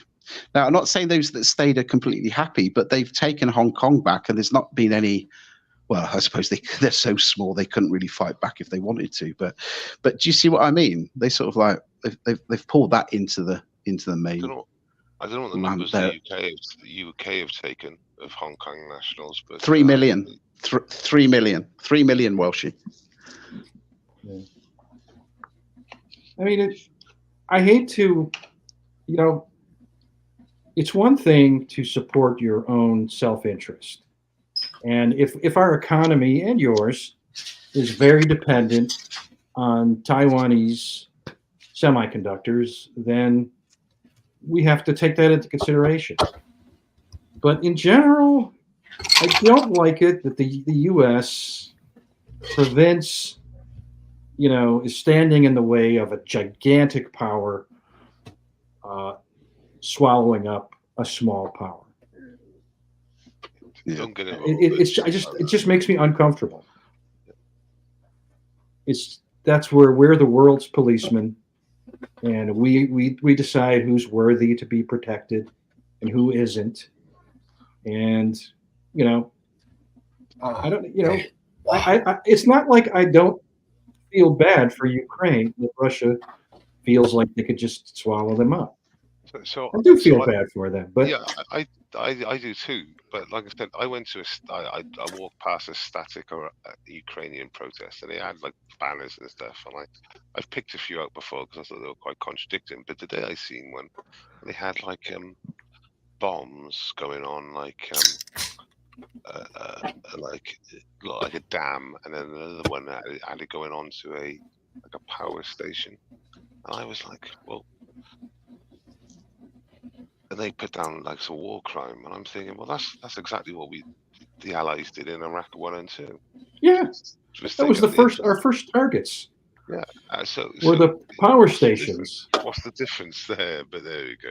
I'm just like, And the bottom line is that if we're not there backing up Ukraine with the UK and France, then the Ukraine would have to reach a compromise. Maybe they would have to surrender. More than likely, though, they would have to agree to something they don't want to agree to, but it would be somewhere short of complete capitulation. What was the last? I think they'd have any leg to stand on for anything. Sorry. It's all right. I was just going to say, what was the last just war that the U.S. was involved in? Oh, I have to say World War II. Is that a matter of opinion, though? Like World War II, I'd say also, but fucking Without war shadow every of a doubt, decade yeah. since. You've been at war every decade since. That's what I mean. There's been a lot of wars in between then and now. Korea, you're saying no? Again, who knows? I'm not saying I'm absolutely the smartest guy, and I know that the U.S. shouldn't have been involved. The question, if you look at the cost of that war in lives lost, it was staggering. And what different result would there have been had we not been as involved as we were? Well, funnily enough, North Korea would have a better existence if we hadn't been involved in a war with them. That's true. And there would be some sort of a compromise. I don't know what it would look like, where North Korea and South Korea would have had, I think they would have had better relations. Maybe it's because North Korea conquers them, or maybe it's because it's a fight between Koreans rather than a fight between Koreans with America and China in the middle. Last chance. Did you know they were firing at each other this week in the North Korean? Yeah, I saw that. Okay. Firing what? Guns. No kidding, huh? I know that North Korea has been sending up fucking garbage with big balloons. Yeah, I heard that. And they're fucking trash, like tissues and shit. That's biological warfare, man. That's foul, bro. But North Korea is a good example. I get what you're saying. It could have been different. There could have been a compromise, but I don't think you can ever eliminate the factor as well that you've got somebody who's a dictator, a dynasty. They might find that actually having an enemy is good for them personally and their family and generations to come, because they don't live in a situation where they're poor or hungry. They're always going to be okay. So maybe having an enemy is a good thing from their point of view. Maybe they would never want to compromise or peace, because maybe everything could change for them. Do you see what I mean? Well, the only fat man in North Korea is the leader.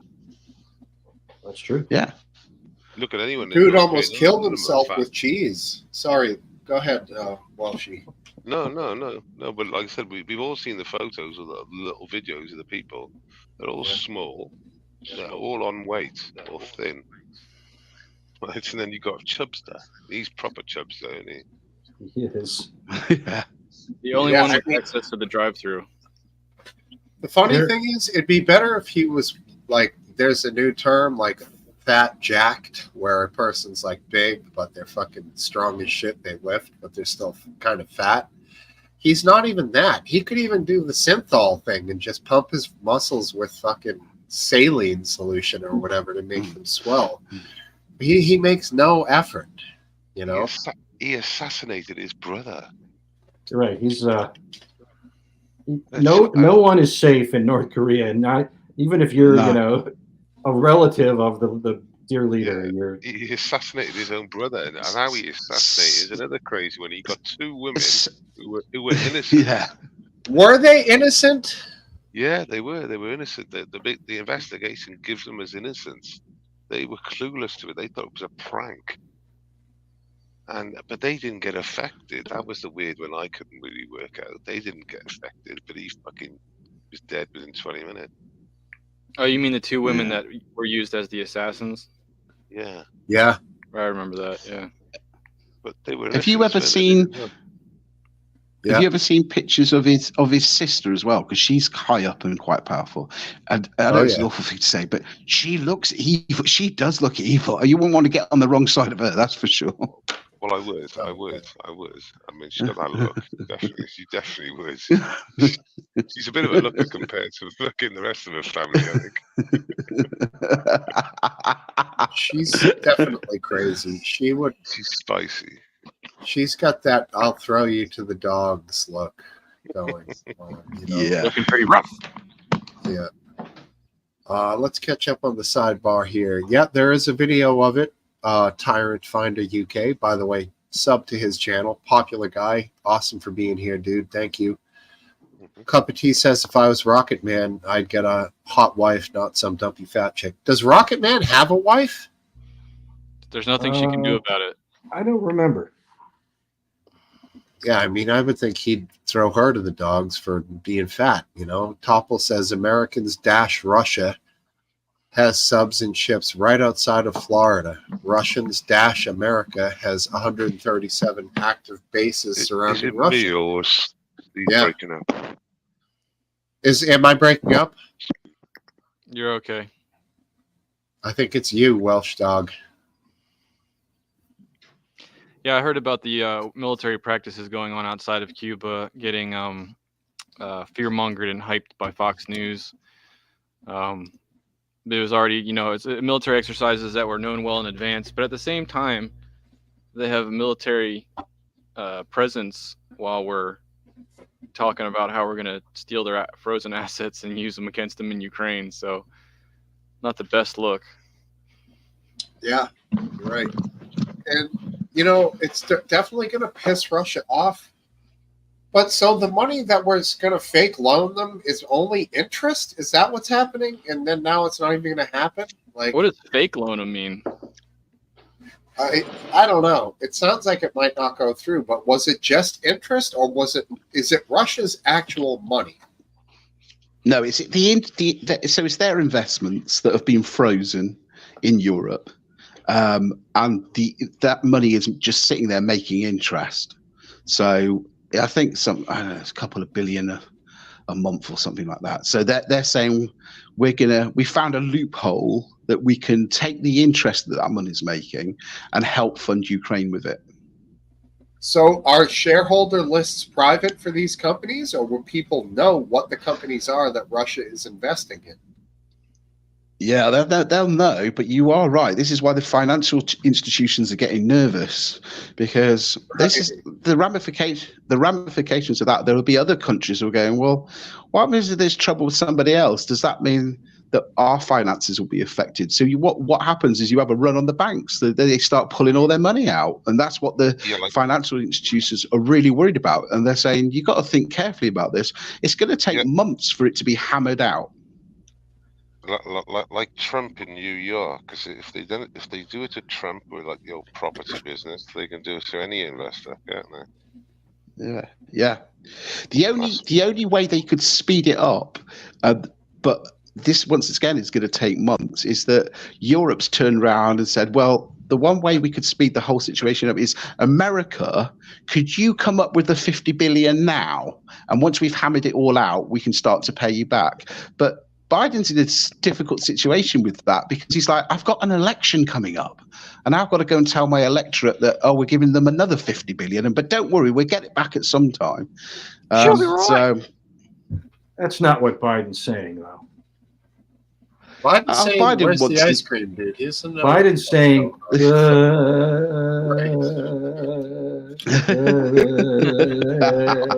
That's what Biden's actually saying. That's a really good impression. did you see him walking Oh, off hey, at Sarita. the G7 meeting? How you doing, Good to see you, Sarita. Welcome. Hello. Not really here. That's No, okay. You're only you keep fading in and out, so you're not really there. Exactly. I'm like a hologram or whatever. Well, you're like a ghost that can't decide which I don't side know. you want to be on. Anyway, Welcome. She just brought me junk food.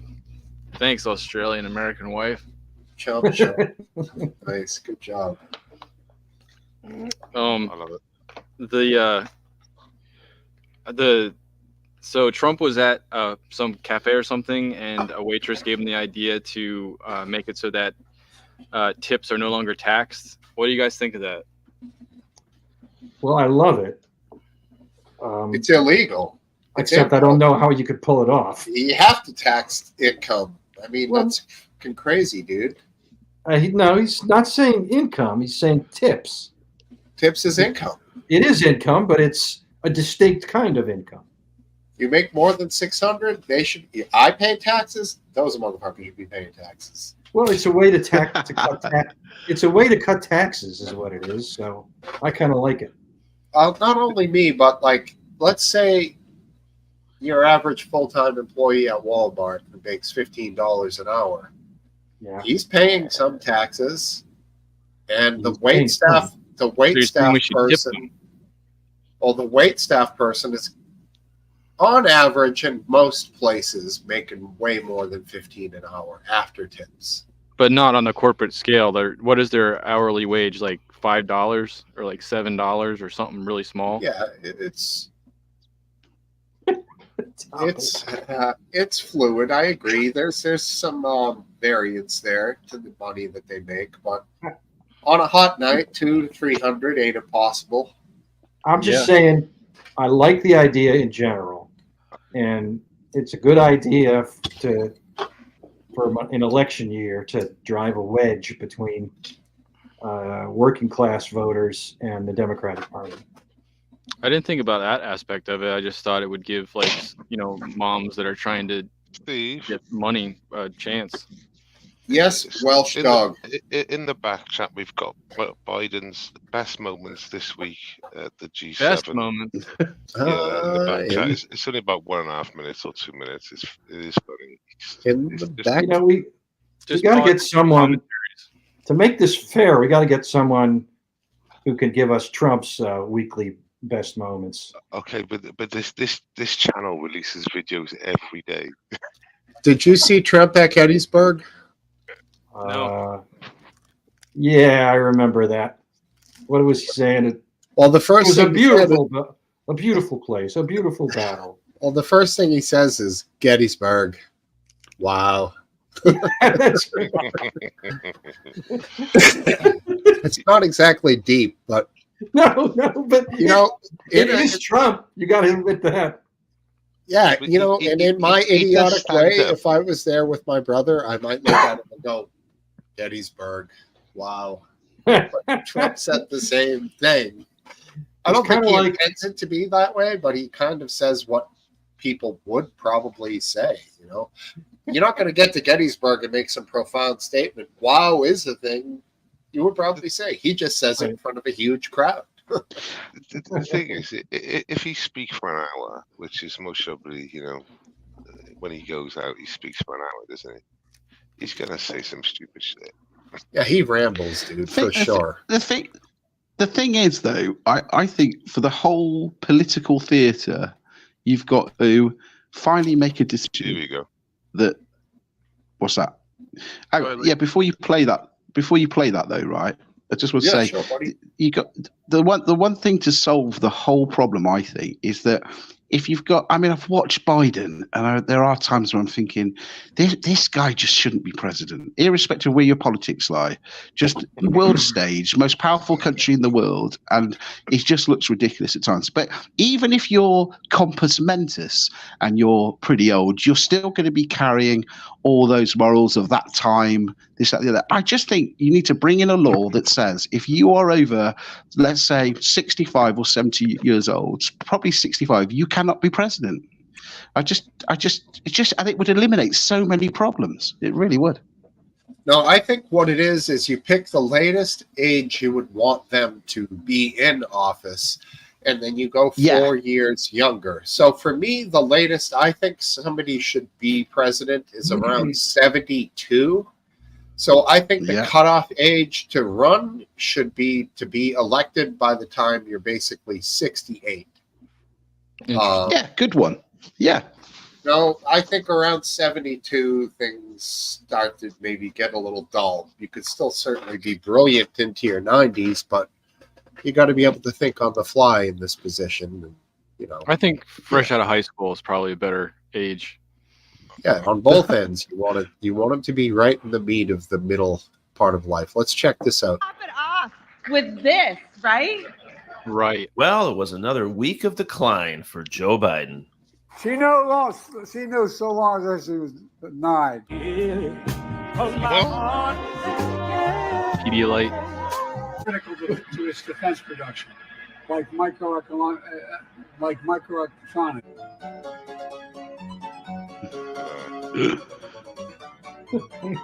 Without saying anything, you can tell.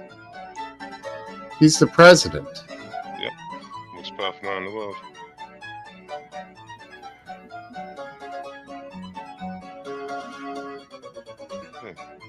That's the best one. He just walks off. Yeah.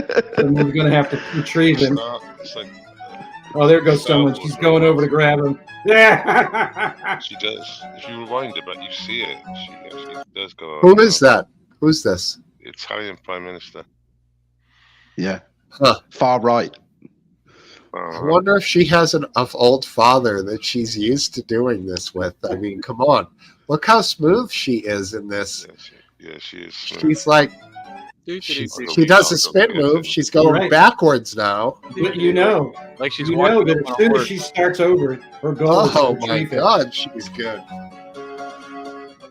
The whole group kind of shifts over to him. Oh, we were always standing here. Ready for the next picture? Well, Look at him put those glasses on. yeah, Look how slow he does that. that is the slowest putting on of sunglasses that you will ever see. For It reminds sure. me of Top Gun. Embarrassing as well for Ray-Bans. Look at his left hand. Oh my God. What's going his on right there? hand. My butt's been wiped. My butt's been wiped.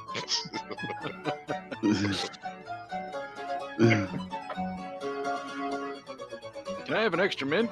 Look at the woman in the back. She's watching him. She's like, he's fucking up. He's fucking up. There you go, Kamala. Look at his That is the jerk, baby. Yeah.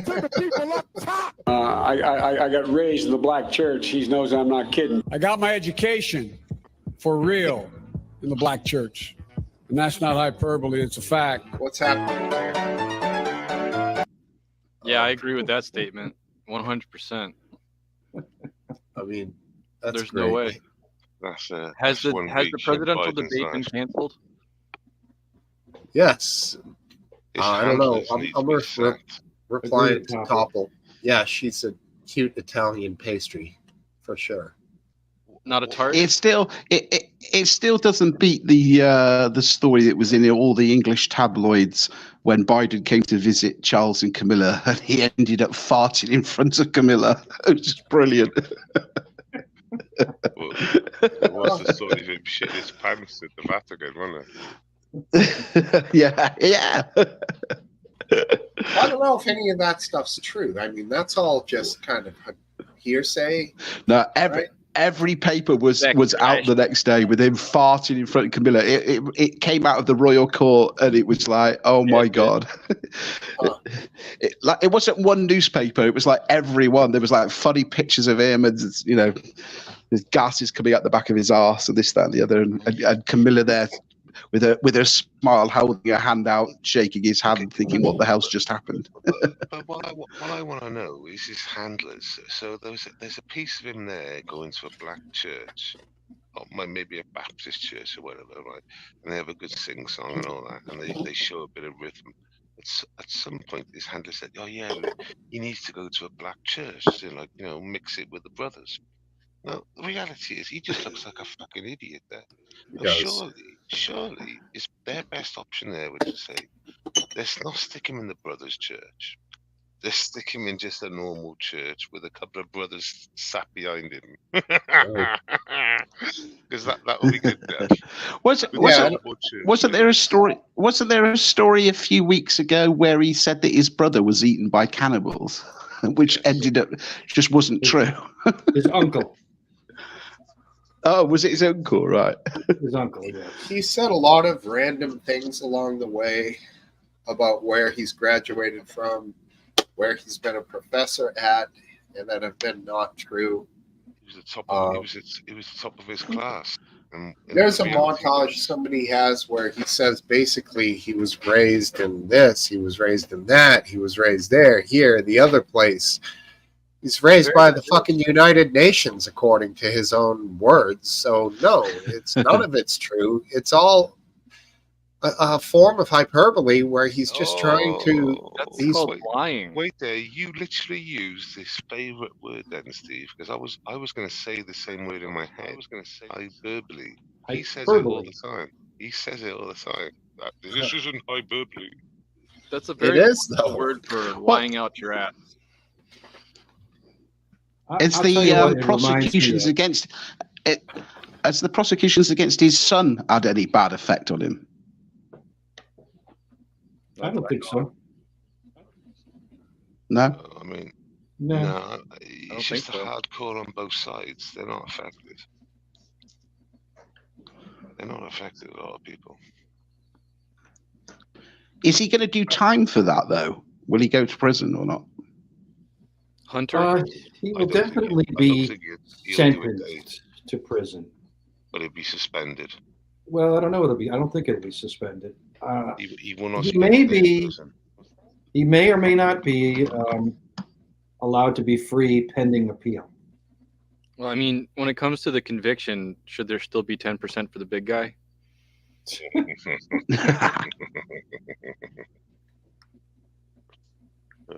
I don't know if he's going to see any jail time. I think that it's going to be very political. Just a lot of theater involved for both of them, for the Hush trial and for the Hunter trial. So I seen the FBI getting questions the other day, and it was hilarious because they had quotations around there. So they were quotations. Hunter said, "Look, I'm with my father now. We can do it now. We just need it." And literally going through the are we going to sort this out now or not? Was he talking about his Lord and Savior Jesus Christ, or? Yeah, the big fella. I'm with the Father now. Yeah, he actually says, "My father now, with my father now." Literally, it is like, wow, this is crazy. And the FBI won't release the audio, but they've just released what's in the audio. Did we? Are you reading, Steve? Yeah, I'm just trying to get some stuff together for just a little comedy. You good? Okay. Hey, Scum, welcome to the party, bro. Hey, Scum TV. Scum's here? What up, buddy? Good man, Scum. Great Scum, best Scum of the earth. Best Scum. Good quality Scum. Join in, Scum. And not the usual scummy Scum, but good Scum. This Scum rises to the top. Because it's the best Scum. Topple joins, Scum joins. Let's go. Let's get this baby rolling. I have a major political question for the group that I'd like a vote on here. Major. Sandwiches, the Rachel or the Reuben? You can substitute the meat out for whatever you want to answer this question. What's a Rachel? No. So the Reuben is what is it? What kind of meat is it? It's beef with sauerkraut and Thousand Island dressing. Corned beef. The Rachel is turkey with coleslaw and Thousand Island dressing. Neither. I'm not a fan. Really? Yes. Too wet. Too wet. Too wet. I've never thought of sandwiches that way. I would never be interested in something with a Thousand Island dressing. Oh, man. I mean, not in a sandwich.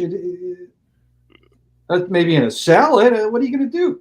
You're going to drip it all over your hands and your. It's all about efficiency.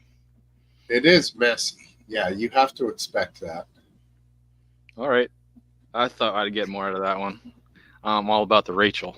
I mean, that's That's what I hate about tacos. The hard shell tacos. Screw tacos. Yeah, I know You what you're can't saying. eat them without the shell breaking and getting goo all over your freaking hand. Yeah, right. It's all about soft tacos and burritos, bro. 100%. That's right. That's why when I make tacos for the girls, I have a small Nerf football for myself, known as a burrito. You know, like Oh, yeah, man. you load that sucker up, man. It's gold. That's what it's You designed. just have to. You got to go through it fairly quickly. You can't dilly dally. Otherwise, it's too wet. Exactly. Yeah. I don't think they're getting blocked. I don't see well, which comments do you think? If you're That's saying why. words like killed or like I can't say Kelsey when Kelsey's here because it'll block it. So it's just YouTube being sensory. Let I me, wish Your racism's too off the charts, Topple. So you just got to calm down. I wish the comments came through Streamlab and then onto YouTube rather than StreamYard. Don't get it wrong. They pay me. StreamYard, sorry. I'm kidding. StreamYard. Not Streamlab. Abort. Only an idiot would say Streamlab.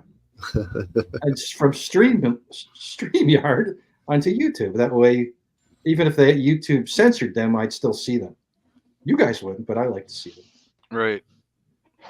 Topple's saying that Hunter should go to jail. Actually, every gun owner should go to jail. Isn't he? Hunter's fighting it under constitutional rights, I believe. His appeal is going to be based on his constitutional right to carry firearms. I'm not exactly sure what his appeal is going to be based on. I think had he not, if his charges and the only evidence against him was that video, he would not have been convicted, and they would not have brought charges. Why? The fact that he admitted this in a book and in his reading of his book is what I think got him in trouble. You don't think they're going to use that laptop to rip a new one in some people now that it's acceptable as evidence? No. No. Everything on that laptop is that puppy's been milked for all it's worth. Really? I thought it was just like poo-pooed and swept under the carpet. Now that it's actual evidence document, I feel like they can really hammer some stuff. Well, the mainstream media, left media, swept it under the carpet, but law enforcement has used everything they can from it. Interesting. Totally. I mean, even if you believe everything that is in those emails, you do need some corroborating evidence. You need some other source to back that up. Show me the 10% that went to the big guy. You got to somehow do that. Right. Otherwise, you could just say he's just bragging because he's Hunter Biden. He's a crackhead. He likes to brag about access, so that people will give him money. Just an ego trip. It's ego trip, and he's getting money by pretending that his father will do his bidding. Well, he's only got to call their bluff, hasn't he? If they want the contract. Seems to Say that again? What do you mean? Well, basically, if if they agree to the terms, yeah, things get put in place. So it's pretty obvious, isn't it? I don't know. If they don't get involved, then things don't get put in place. He just puts it out there, you know. Obviously, things will get put in place.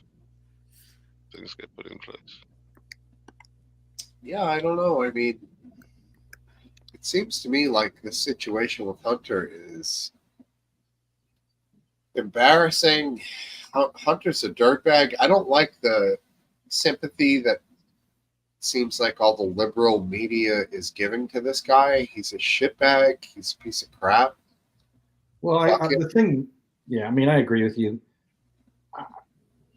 What I don't like is the whole, oh, he's an addict. Don't, a different set of rules apply to him. Well, Steve, you call him a shitbag, but Joe calls him the most intelligent man he's ever met.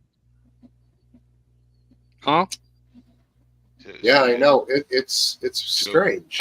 It's a strange thing. Joe Biden describes Hunter as the most intelligent person he's ever known. Yeah, it's a bizarre thing to hear him say.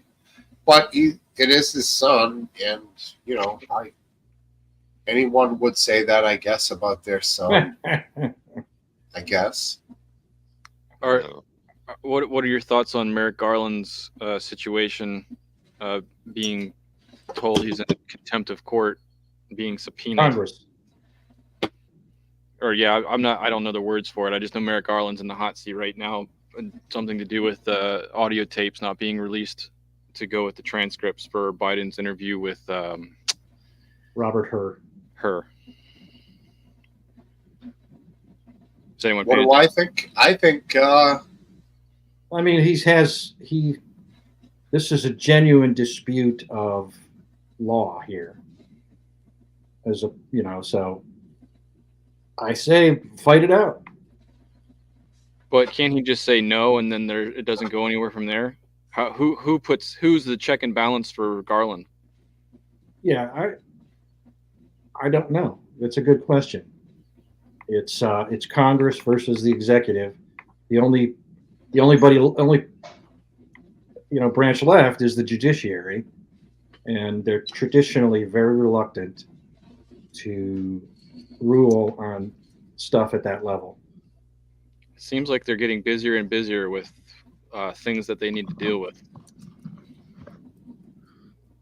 Yeah. More power I'll to be them. back in a bit. All right. I enjoy watching the Supreme Courts. That's interesting to me. The lesser courts seem a little chaotic to me. I mean, I don't understand why Merrick Garland won't turn the shit over. I think it's a miscarriage, overuse of power. My understanding is that the speculation is that Biden is so far gone on that videotape and that the manuscripts are so doctored to make him look more intelligent or more coherent that they're not willing to release the audio. That's the speculation.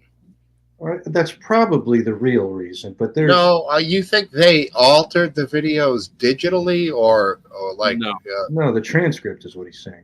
Right. So what you're saying is the video's not going to match the transcript. That's right. They already admitted that they had changed the wording to remove duplicants. Like if he's sitting there going twice or instead of like 58 times or whatever. So they're just trying to figure out, is it 58 times? Like let us just see for ourselves. Yeah, so he's suppressing information that should probably be given. Oh my God, information that's relevant to an election. That seems like an election appearance. Seems like a felony to me, if I recall. Yeah, and well, just remember depends on how you define the law, I guess. He was inches away from the Supreme Court, if not for, the Republicans weren't going to let it happen, but he would have been a Supreme Court judge. Yeah. Dodged a bullet. But it does seem like he's suppressing information that I think should be given to the American people. So I will defend Merrick Garland here. The president is not a puppet of Congress, and his agreement to testify is just that, an agreement. It's doubtful that they could ever compel him, and I'm sure that these are the parameters of his agreement to testify. That it would be the gist of what he said rather than the actual text or audio of it. So it's theater. Right. So no value to it. So the fact that the executive has a lot of latitude as to what they provide to Congress. Right. Exactly. It's something called executive privilege, and the bounds of that are very hard to define. The closest. So go ahead. Executive privilege covers protection on political alignment. Executive privilege can be invoked for anything that the executive believes Congress is not entitled to. Huh. Yeah, that's bullshit. They're not. They're co-equal branches, right? So the Congress can't tell the president, "Give me this," and the president can't tell Congress to give me that. So Yeah. I think we should get the tapes. I want to see them. it really won't be interesting. You know what it's going to look like. It looks like when he always talks. It's a confused, gibbering, stuttering, guy whose focus drifts in and out. That's what it's going to be. I mean, we know exactly what it's going to be. If it's the same as what he is now in public, yeah, I do. Yeah, that's what it's going to be. Transparent, though. Because we know that because Her wrote another letter about the testimony when he's explained why he wasn't going to move for indictment, because Biden looks like somebody's senile grandfather. And he said something, and don't quote me, along the lines of, he was a well-meaning old man with memory issues or issues with his memory or something along those lines. It was a very pathetic assessment of and then civilians go, "Oh, okay, all right, that's cool then. We're good." I mean, yeah. I was gonna say, I had those documents. Was that in the garage? Where was that? Here he is.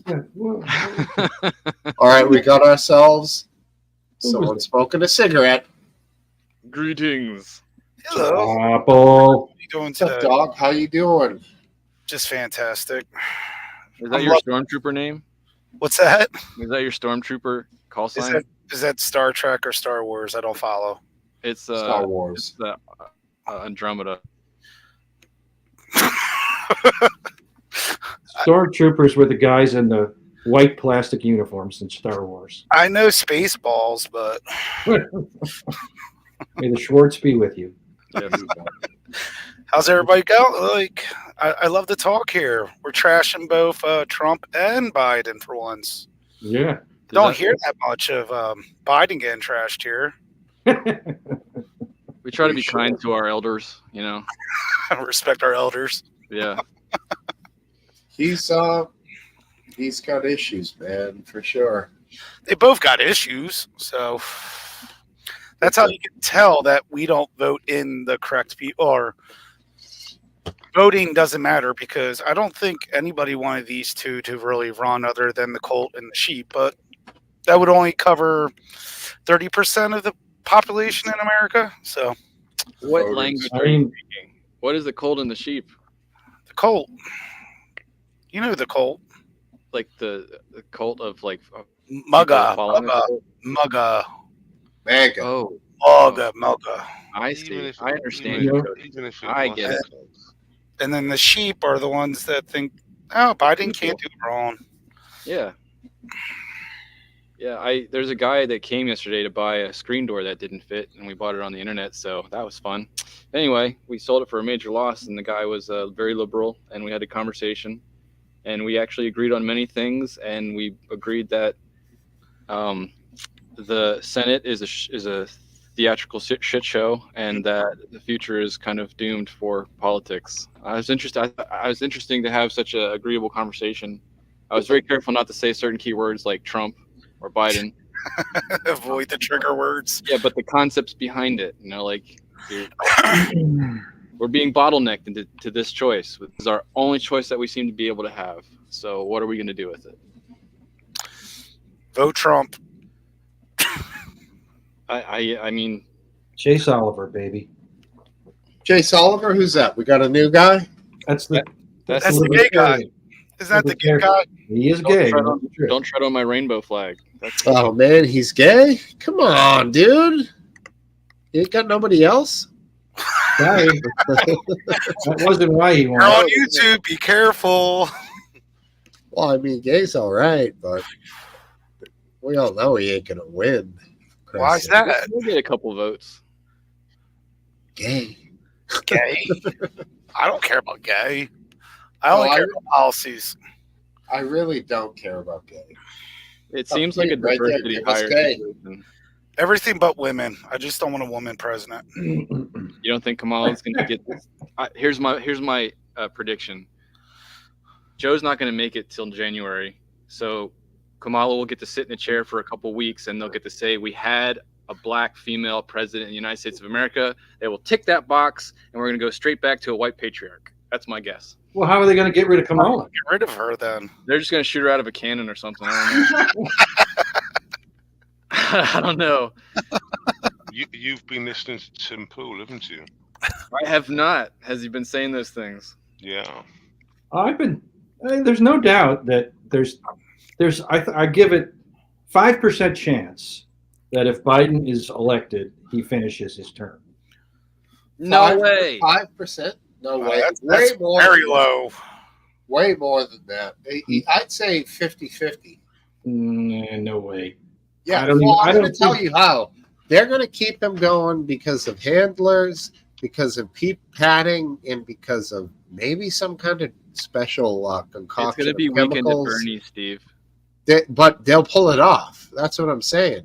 I don't know. He's like dangling on cords. They're like moving his mouth. They're like Weekend at Bernie's stuff. Well, there's already conspiracies that he's already gone, and there's someone wearing a mask. So they couldn't get someone better to wear a mask. Yeah, exactly. Well, if you think about it, it's so easy. It's so easy. You just stumble around and go, meh. It's all you gotta do. He doesn't have very many facial expressions anymore. But isn't an actor supposed to make him look good? You know what I mean? Not progressively worse. If he looked good, you wouldn't believe it. Yeah, that's the problem. You think if this is an actor, he needs to get sacked like the handlers do. Right. Well, either that or he's really, really good, and he's made us all believe that Joe Biden is an absolute pathetic fucking degenerating old man, which isn't a fault of his, but it's a fault of his if he happens to be, I don't know, the president, so that's where it's a problem, Or in charge of any major decision period at any level. Yeah. I mean, where to put the doghouse? That sounds about his level of like. I don't. You're a very trusting man, Steve. I seen Morning Joe and Mika talking about Joe, and they said, They should have in the UK. No, I keep an eye on American politics and. I'm sorry to hear that. Yep. They're talking about his like sort of mishaps, and they're going, so what if he couldn't find his chair for a little bit? And Trump's crazy. They're going, Trump's crazy this, Trump's crazy that. But a couple of weeks ago, Joe said, defending him again, saying, this is Joe at his best. Like, I've never seen him sharper. His wife. Mainstream media. Yeah, people are now memeing out that little statement because every time Joe fucks up, right at the end, they just play a Morning Joe, then say, he's never been sharper. But there's a difference between not being able to find an invisible chair and shitting yourself. So I know it's speculation, but it's a pretty good one. Yeah. I mean, what do they think happens when Biden leaves the cameras, goes back into the White House? What do they think? He becomes Einstein? They plug in his foot to the wall. He's just sitting there drooling until they put a piece of paper under his face and say sign it, and then they grab his hand and push his signature on it. It's one flew over the cuckoo's nest. Just And think then about they say President Biden made this decision. Think about how hard that job is, though, to try to make somebody look good. 2 scoops. Well, it's not hard for Biden anymore. I don't think they care anymore. 2 scoops. I won 2 scoops. 2 scoops. Two poops. He's it's a strange thing, man, for sure. Oh, I'm just ready. And that seemed to be the best they have. not they, the No, Democratic Party. no, they dropped the ball. Well, that's what I mean. Like, what the fuck? What the hell? They had 4 years. They could. I'm telling you, today they could kick him off the ballot Yes. with Gavin Newsom on, and they would have a great chance. So I mean, I don't Gavin like. Newsom's got heavy negative. this is. I don't like Gavin This Newsom, is one but of the conspiracy theorists. What Last Dance just says. Basically, he's going to pull out before the election. They're going to have like sort of Kamala like maybe come in as the bullshit for the couple of weeks, and Gavin Newsom is going to be the Democrat candidate. This is one of the. It's not how it works, though. Why not? It goes vice president, and then doesn't it go to the Speaker of the House? Speaker of the House. Yes. That's for replacement, but I think he's saying the vote in November is going to be for Gavin. So Kamala will sit in the chair until before the January. election. Okay. Right. I got to tell you, it's pretty late in the game because physically ballots are being printed to, with Biden and Trump's name on them right now. So, and when they're printed, RSVP. Yeah. But yeah, it is conceivable that the Democrats can put forward anyone they want between now and the election. He's so bad. Could you imagine if they stuff ballots with old ballots that have Biden's name on it, and it's actually Newsom that's running? Well, what I would love to see is ballots come out with Biden's name and then it a line through it and Newsom underneath it. Right. Great. Oh, we'll take it. This is a good ballot. We're going to use it. We have the stubs this time. I want to say Newsom, though. I would say like some Democrat that nobody really knows. That would be their best chance. Yeah, because Newsom, they're in deficit in California. They're the 5th biggest economy in the world. They beat the UK. The UK are the 6th biggest economy in the world, right? And they're in massive debt, going bankrupt. Their power grids in the shitter. The whole fucking certain parts of the county are full of shit. Power grids in the shitter. Brownout.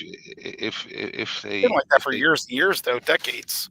Yeah, but you can charge your electric car up in other places in America. Oh, you're talking about the laws that he's putting in place that all cars have to be electric by 2030. Yep. That's right, and he hasn't got the infrastructure for it. And if you do charge your car around about tea time, you can blow the grid. So they're telling you not to charge your car around tea time at the moment. Yeah, I mean, he's not the best example. That's why you get a generator, a gas generator, and charge your car with that. But you got to buy that in Idaho. And you got to run it with a really good muffler so they don't come and ticket you. He's not actually the best example because there's no politician that's a good example for anything. But he's the man they're going to pick if they're going to pick. Oh, I don't think so. It better not be. I think they should go with AOC. I would vote for her. I like to see her ass all the time. I think she's crazy, but hey, at least it's fun to watch. Stupid. That's what I think. I guess. Yeah, right. Big booty Latina. She's not big booty at all. She wanted it to be though. She accepted it. She's like, damn straight it is. Yeah, I agree with Topple. She's a really good looking woman. Oh, there's good looking. Never mind. Don't want to pick. I already made a woman joke already, so. Let's just abandon policy and go with 10 goods. Like we're voting for this beauty contest. Alex Alabama. So, which Democrat do you think could win if we kick Biden off? Me? Topple says an anonymous Democrat. Any anonymous, but not what's his name? Newsom. What about Pete Buttigieg? Oh, you're kidding me. I think he would win. I think that's probably the worst butcher of his name I've heard yet. He's got that thing that I was mentioning earlier. But he's gay. They already have that for the independent party.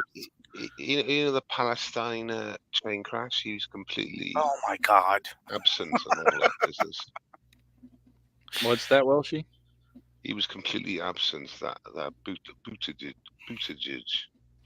the gay bike rider who breastfeeds his baby, his adopted baby. He breastfeeds him. Yeah, he was completely absent over that Palestine train disaster. East Palestine. Oh, right. So not in Ohio. He was Yeah. absent that. He was absent a lot of stuff. Well, That happened to be Bear Week in Provincetown, so we had a conflict of You're willing to cut him some slack. scheduling. I thought it was a hate crime.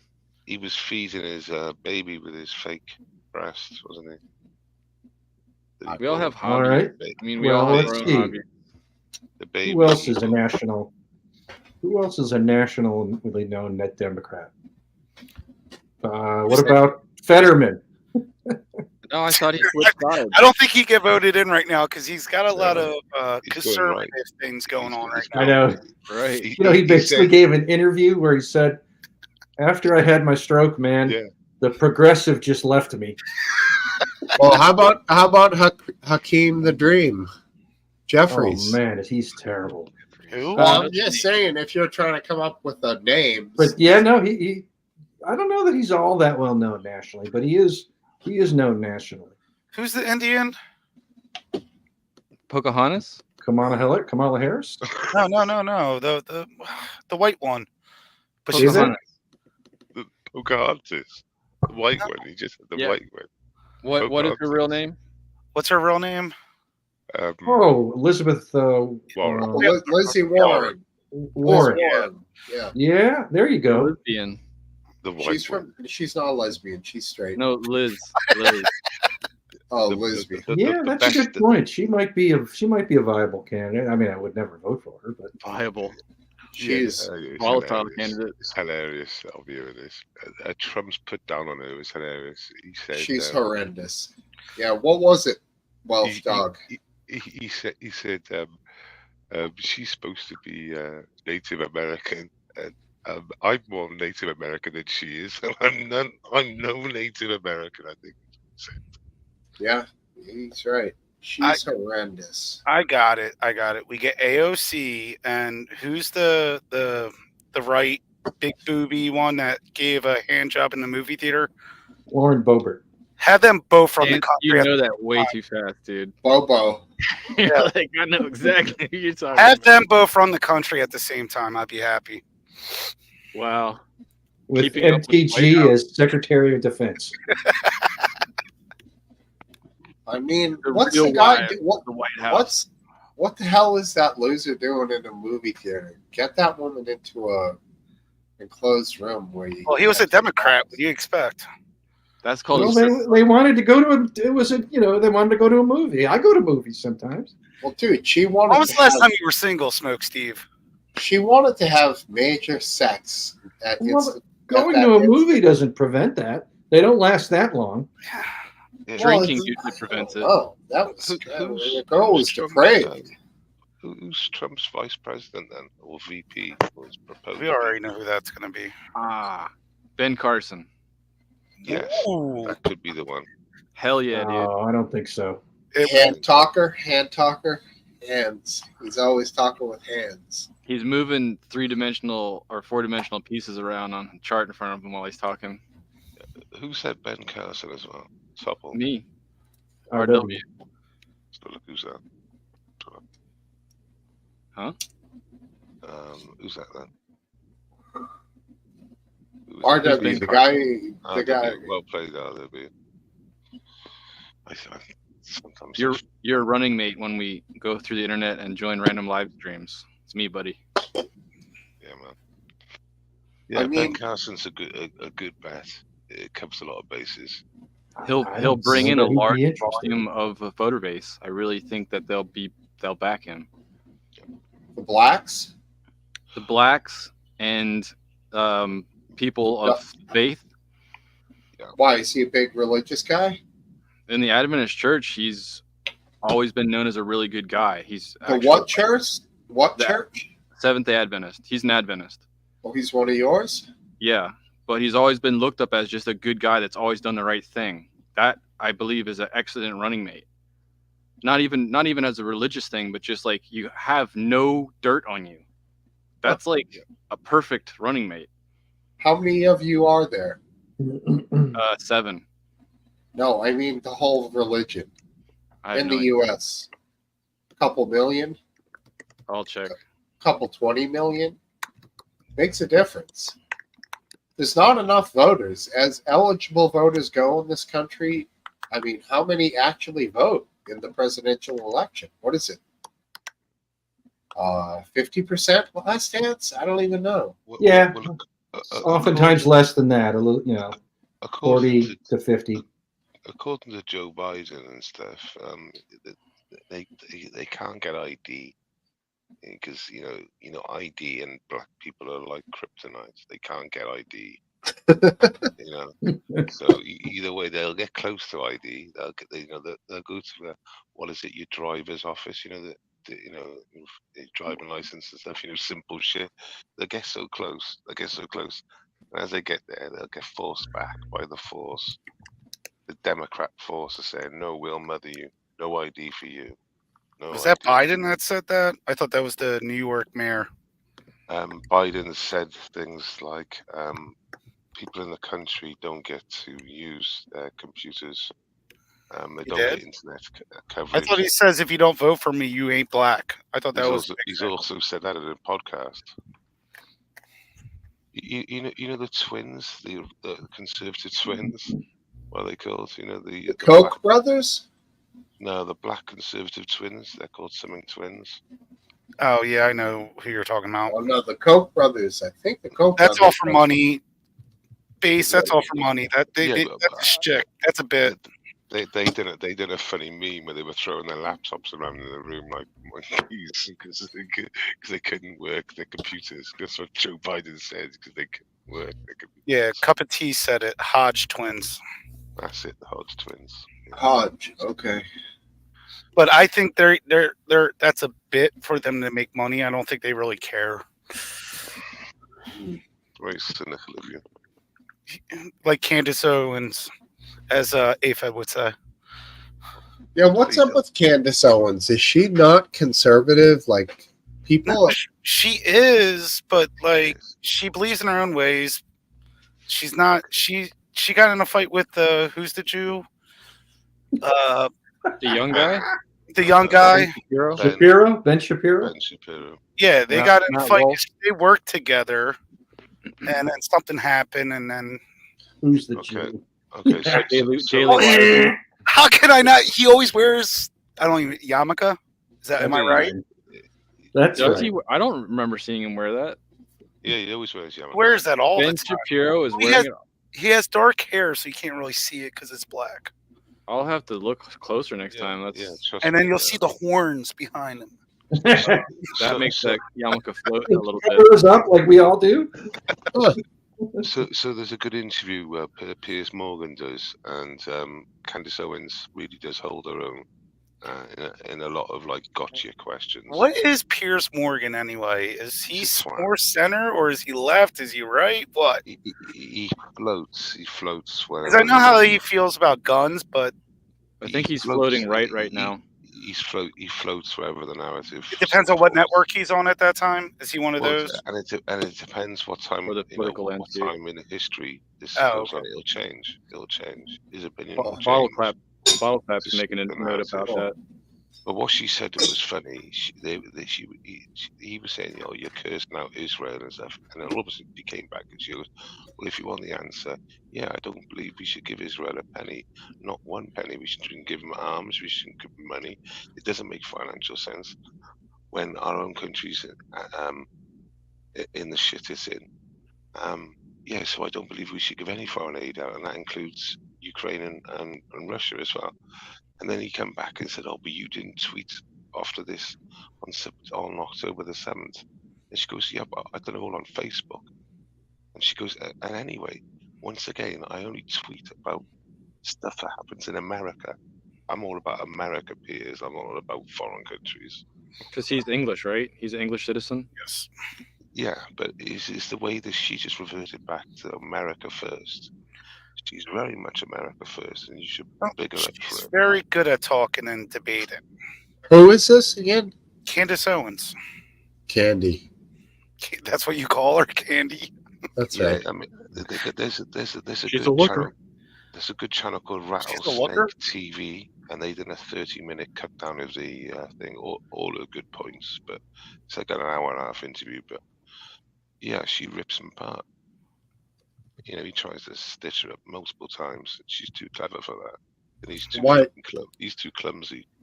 Wife is chiming in on her, Candy. Bing. Oh. Aren't they all? Yeah. As in politic media, not women. A quick pro quo. Just make that clear. So she's accused of being anti-Semitic because she put a Bible verse in a Twitter feed. What was it? New Testament or Old Testament? That's my question. It was a peaceful. It was for peace.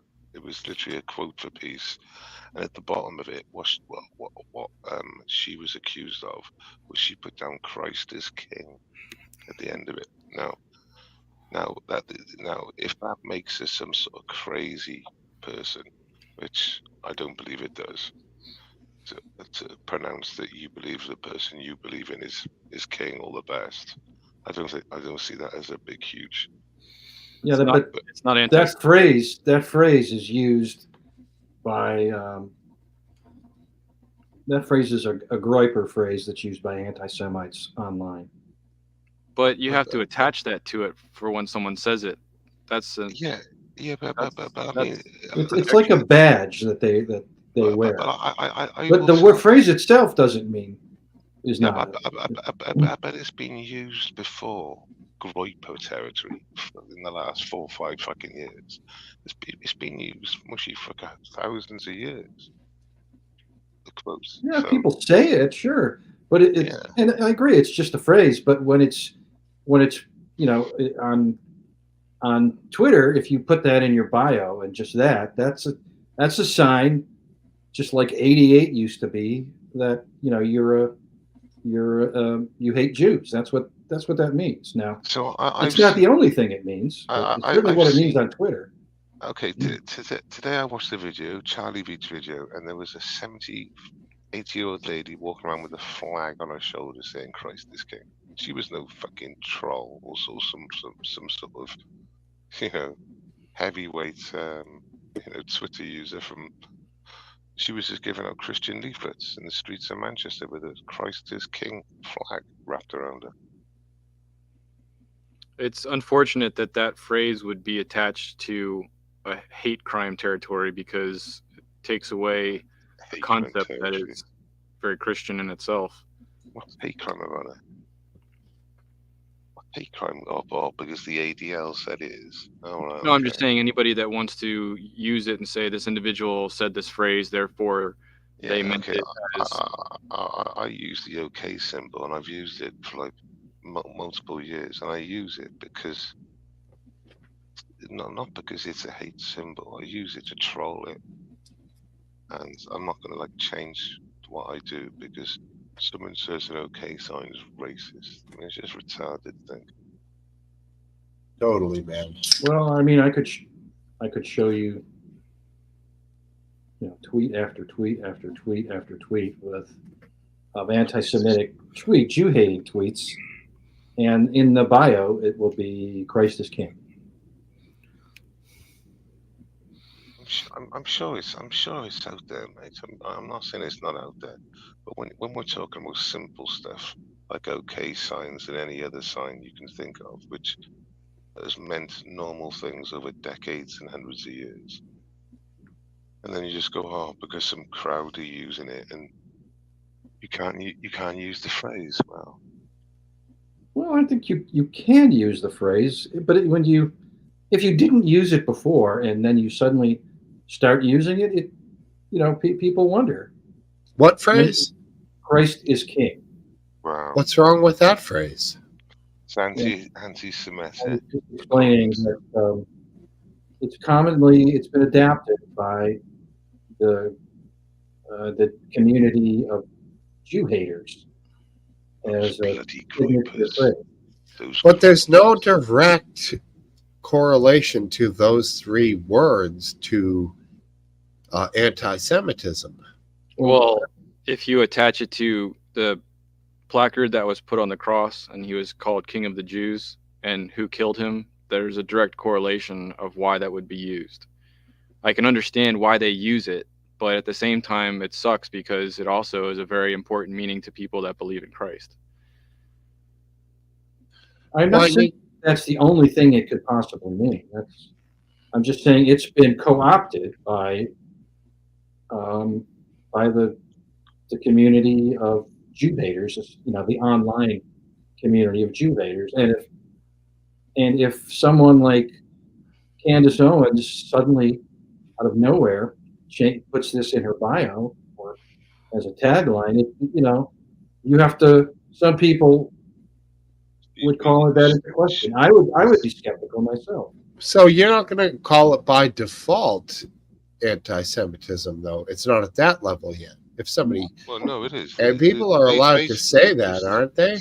Steve, that's her crime. That's her crime. They're assuming the worst and taking that. And of course, that's anti-Semitic. Of course, basically anything is these days. So just watch out for it. Do you think that the Palestine-Israel cram down our throats daily experience is, reaching its apex anytime soon and gonna peter off? Because I'm ready for the next thing. I didn't even want this thing or the last thing.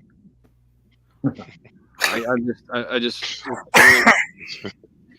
it's getting old. Well, it's going to get dropped off in the news because the election's coming up, and a lot of people don't agree with what our politicians are doing right now, sending money and all that. So it's going to start getting quieter in the news because it's election. Why would it get quieter, though? Because most of the media is ran by Democrats. Hey, Donna. But the Democrats are supporting Israel? Oh, are we talking about Israel? I thought we were still in the Ukraine shit. No. It's a mix of, when it comes down to Israel, it's a mix of politicians that are, so. It's all good for the Democrats. I just don't see the election season sweeping it under the carpet. I see, if anything, it moving more divisively towards November. What are you going to do about it? Huh? What are you going to do about it?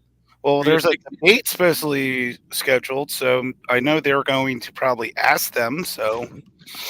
Genocide Joe. Genocide Joe. This year's debates, we're making a new rule where when we ask you a question, you have to answer the question. Otherwise, we're just going to mute your mic and ask the next question. I don't disagree with the muting of the mic part. I'd rather have an audience there. I can't believe Biden is ever going to show up to a debate where he had, first of all, period, but second of all, where he doesn't have every answer pre-scripted. And it's all going to be scripted. Can he just push like the little audio VHS tape, or the cassette tape in front of him? Like every time he answers a question, it just goes boop, and then stops it. So this is the only time I would want Russia interference. I agree with that. No, where the pre-scripted sort of things disappear in front of Joe Biden's eyes, and he ain't got the answers to anything. They hack the teleprompter. That'd be amazing. That'd be fucking amazing. Because Trump would be fine, and Joe would be like completely fucking flummoxed. But I mean, just from a tactical point of view, why would Biden agree to a debate that he's only going to, because he can't do it, right? No, he can't. I'm not sure he had much to do with the decision. He just wouldn't. He would only agree to a debate that doesn't harm him, like one where he did say he wanted a debate. I'm going to see if it's even on. I don't think it's even on. Something doesn't seem like it's on. No, the way they should do it, take both candidates and randomly drop them in the hood somewhere in like 3 different parts of the country and just have random questions. Well, that's not bad, but no pre-scripted crowds, Yeah, that's what I mean. That's the town hall debates as is all seem scripted. So because they can pack them with their plants basically. So those are all fake, right? Well, all of them are always. But just drop them in different locations where you Yeah. have random people asking questions. Instead of the press. I agree with that. Yes. Ooh, we got a fresh article from CNN. They released the rules for the debate. I'm going to drop it in the back chat. I don't care about the audience part, but the mic part I do agree with, especially when you had the Trump and Hillary, and Trump just kept going and going. I thought it was entertaining, but I can understand why to mute it. Here, check this out. The 90-minute debate held in Atlanta, Georgia will be moderated by CNN's Jake Tapper and Donna Bash. Both campaign have already accepted invitation to debate and agreed to the rules set forth in the debate, according to CNN. There will be 2 commercial breaks, but campaign staff can't interact with the candidates during that time. The debate won't feature a live studio audience, as have other general election debates in the past, and candidates' podiums positions will be determined by a coin flip. More notably, microphones will be muted throughout the debate, except when it is candidates' turn to speak. The candidates will be provided with a pen, pad of paper, and water bottle, but are prohibited from bringing props or pre-written notes. That's basically all I'll read. But I'm curious to see how they use the mics. I'm very surprised that this is still going on. It's going to be the 27th. Something will happen. Why are we agreeing to let CNN ask the questions? That doesn't seem right. Why would who? Why would the Republicans agree to let CNN ask the questions? These guys are totally in the tank for Biden. Jake Tapper isn't that bad. He is that bad. No, do you think they had a choice? Well, they could just pick their own, pick somebody they want. Remember the Hillary and Trump? Who was the dude that was on Fox? Now he's on CNN. Does it really matter? I don't What's know. it? It was the older gentleman. I forget what his name is. With the white hair? Yes. Oh. Right after the election, he jumped ship and went to CNN. The gay dude, man. You mean Chris Wallace? Yes, Chris Wallace. So it doesn't really matter. It's all scripted. It's all BS. Is it? But would you say that it's scripted for one and not for the other? Would you say that? Oh, I'm sure the questions that Jake Tapper asks will be about issues he cares about, not that the voters. I mean, there might be overlap, but it'll be about issues he cares about. Careful on what questions he's going to ask Biden. And he's a Ukraine fanatic, and so even the way he asks the questions will presuppose. Who did we lose? We lost base. Maybe he'll pop back. Did Smokesteve fall? Yeah, I mean, I have no trust at all of CNN. Oh. I would even prefer CBS to CNN. I thought you were going to say Fox News, Dance. Oh, like that. I don't trust Fox News either. Yeah. Or who's the one that AFED likes a lot? Newsmax? I highly doubt it. I don't know. Who does he like? Oh, NPR. NPR. NPR. That's the question. Right. Yeah. I would prefer them to CNN, as bad as they are. But are the questions generated by the moderator, or are these questions that there's a list for them to ask? I assume they're generated by the moderator. So, I don't know. I think the debate's going to be a joke anyway. So, here's the kind of question Jake Tapper would ask. President Trump, your proposal would leave Ukraine defenseless and would result in Russia enslaving the Ukraine. How do you respond to people that say your proposal is pro-Russia? Whoa. Fuck the Ukraine. That's what he's going to say. Coming straight out the underground. Like I said, Trump's been in the hood lately. He's been going to hoods now. He's in, man. And now that he's going to be convicted, or actually, what's going on with that? They're not. They're already Who fucking or knows? July 11th, right? July 11th is the conviction date. I can't see them. Well, I can't see him going to jail. No, I As- can't see him going to jail. He's taken a bit of a poll hit from the conviction. I can't see that. Probably more of a buff. It's not enormous, but it is noticeable. Yeah. It's multiple percentage points, I would say. Yeah, but going towards Biden or to an independent, though, that would be the real question. Biden. Well, the big thing is it's taking votes away from Trump. Where they go, kind of irrelevant. Well, not really, because there's a lot of people that voted for Biden are not voting for Trump or Biden next. Let me change that. If they don't go to Biden, then they're irrelevant. If they go to Biden, then it's a huge hit. Well, it depends on how. Do you think Trump's leading right now? I don't believe in polls or anything, but do you think he's leading right now? I think it's close. I think it's basically a tie as far as So 50-50. any data I see. I mean, I only really care about the battleground states. How can it be a tie when someone's half dead? What? Well, that's true. I mean, But- regardless of their politics, one of them's half dead. This is true. Well, and he's doing fine. Well, he's not doing fine. Everyone around him is making all the decisions. He's literally being held up by strings. And he's tied in the polls.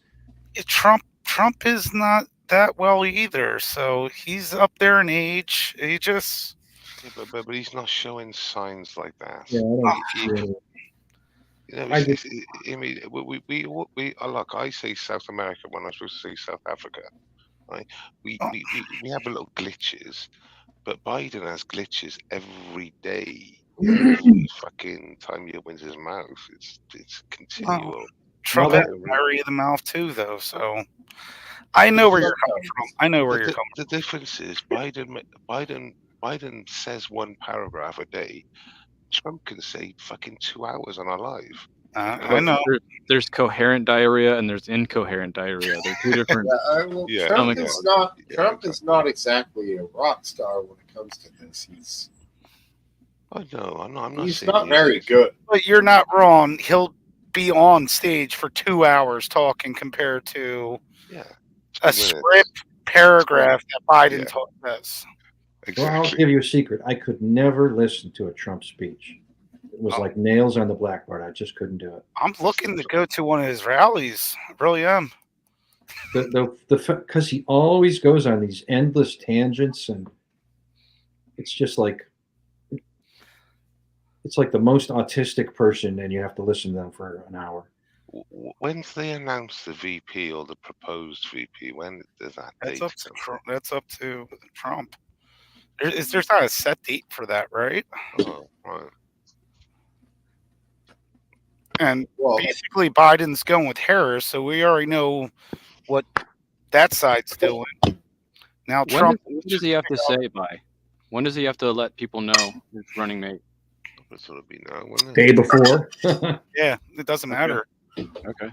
Is this the longest? Is this the Is he holding out longer than any candidate has before for his running mate, or is it historical? No. Ones were like It's historical for. It's just here's what's not historical: that you don't. If you're a president who's had a running mate, it's just unusual that you don't pick the same running mate when you run again. So that's not historical. It's probably not going to be Pence. No, it's not going to be Pence. Oh, no. Tulsi Gabbard. Well, But thank but God. it's not historical for someone who hasn't run before to pick their running mate at the convention. So when is this convention?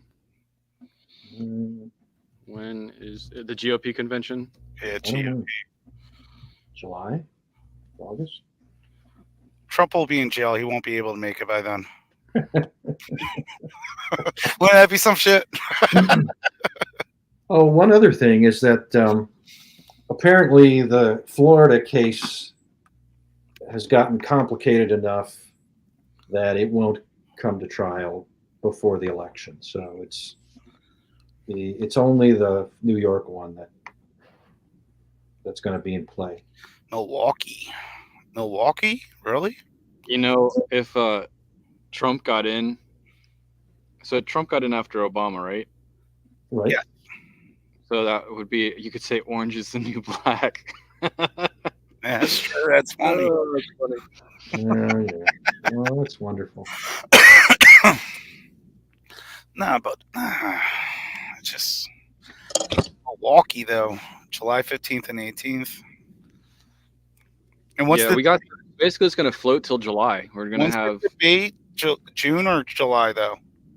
June 27th is the debate. Ah. So we have two Thursdays from now. We'll actually get to have some well, America's going to rile up, and there's going to be a major debate stage going. We got to wait till July 11th for Trump's conviction date in court if they don't postpone it. And I don't know what's going on with Hunter Biden. So politically, we're kind of floating for a couple weeks before there's anything happening interesting or progressively in America, in my opinion. We're waiting for convictions.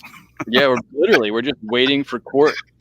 There's so many court cases right now that it's just waiting for court cases and waiting for him to get to the Supreme Court, most likely. No.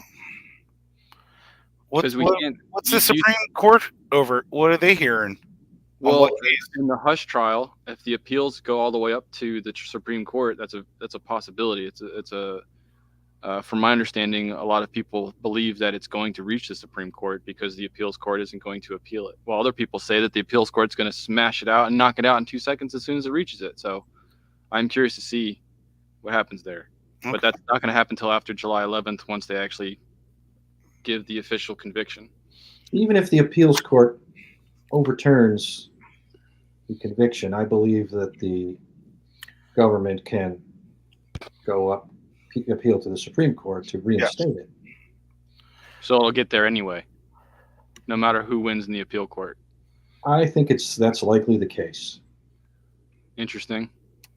It looks like the Democratic Party is very happy to push the legal system. So another, like the people are saying, like the GOP has no teeth, bunch of bark but no bite. Democratic Party doesn't seem to have that problem. Well, do you want the GOP to have that problem too?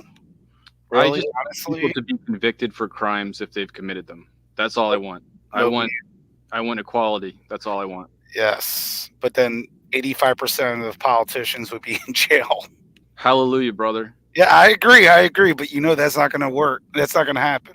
I know that it's not going to happen. It's just my morality. Hold everyone at the same level. But it's going to be interesting. I can't wait to see the debate. I'm actually going to watch it. How? On a stream or directly? A stream, most likely. Yeah. We're going to have a party. We'll have a cookout. Have some chicken. Hell yeah, man. I don't know who's going to stream it, but I'll grab it off a stream. Hopefully Drone Tech will be willing to stream it because I do know that he has those channels. Actually, I would probably watch it on TV, then listen to people streaming afterwards to see what they're saying. But I'd rather hear a whole diverse group talking about it, not just a one-way. What's that called? An echo chamber. Right. Yeah. No, I agree with you there. Drone Tech does have liberal people on his streams a lot, right? He used to. Not anymore. He doesn't have a Discord anymore, so there's no panels set up. So it's just his own thing. Okay. He does stream it. Be him. Are you able to talk to why that disappeared? I am able to talk to it, but I think it'd be better if you talk to him about it. No, that's fair. I'm wondering if you were willing, able and willing. It just doesn't exist anymore. I think that's fair enough to say. Okay. But yeah, I just don't have the TV channel to watch it myself, so I'll have to find someone to piggyback off Stream it off it. Yeah. Which sucks, man. I feel like that should be like free for the people. I don't have to pay to see what the hell is like the most important thing in my country.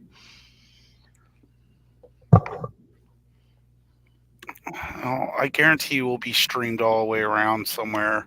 Oh yeah. CNN isn't as ruthless as Fox News, right? For when it comes to copyright infringements. Because I remember when last debate Fox did, they're like, if you stream this live, you are breaking law. Yeah. Like, I think bro. they all are the same when it comes to that shit, though. Yeah, they're ridiculous. What they do is they attack you for legal use. You know, if copyright law contains exemptions for what's called fair use, and a lot of what they go after is fair use, but they go after it anyway. If you use anything at all, any clip at all, they're going to go after you. But my understanding of fair use is if you're streaming their content and you're talking over it so often, so many after like in groups of seconds apart, whatever the loophole is, that you're allowed to use anything you want. But when YouTube or whatever you're streaming on, just drop it right away, just to avoid. Yeah, YouTube will. Yeah. Right. It's probably going to be on Rumble then. What is Rumble? Is that like the conservative YouTube? I wouldn't say conservative. Truth it's Social like would be the conservative. It's like the free speech YouTube. Okay. Yeah, it's the wild, wild west, I guess. People just do whatever they want and they care less. RW, what browser do you use? I use Chrome. You do use Chrome? Yeah, I've given into Google. I don't use Google search because I'm tired of the bias for the actual search engine. But when it comes to having an account and having everything cross-linked with all the passwords and everything, I am more than happy to use that platform. So what do you use for search then? I use DuckDuckGo. Okay, that's what I started using. So it's still got its bias crap, but it's noticeably less than Google. Yes. I haven't used Yahoo or Bing though, so maybe they're all right. Bing Yahoo would probably be horrible. I've been working with a lot of artificial intelligence lately for artwork and stuff like that, and Bing and Google are so censored. You can't make prompts based on anything that would even closely resemble anything controversial. But if you use like ideogram, you can say whatever you want and it'll pump it out.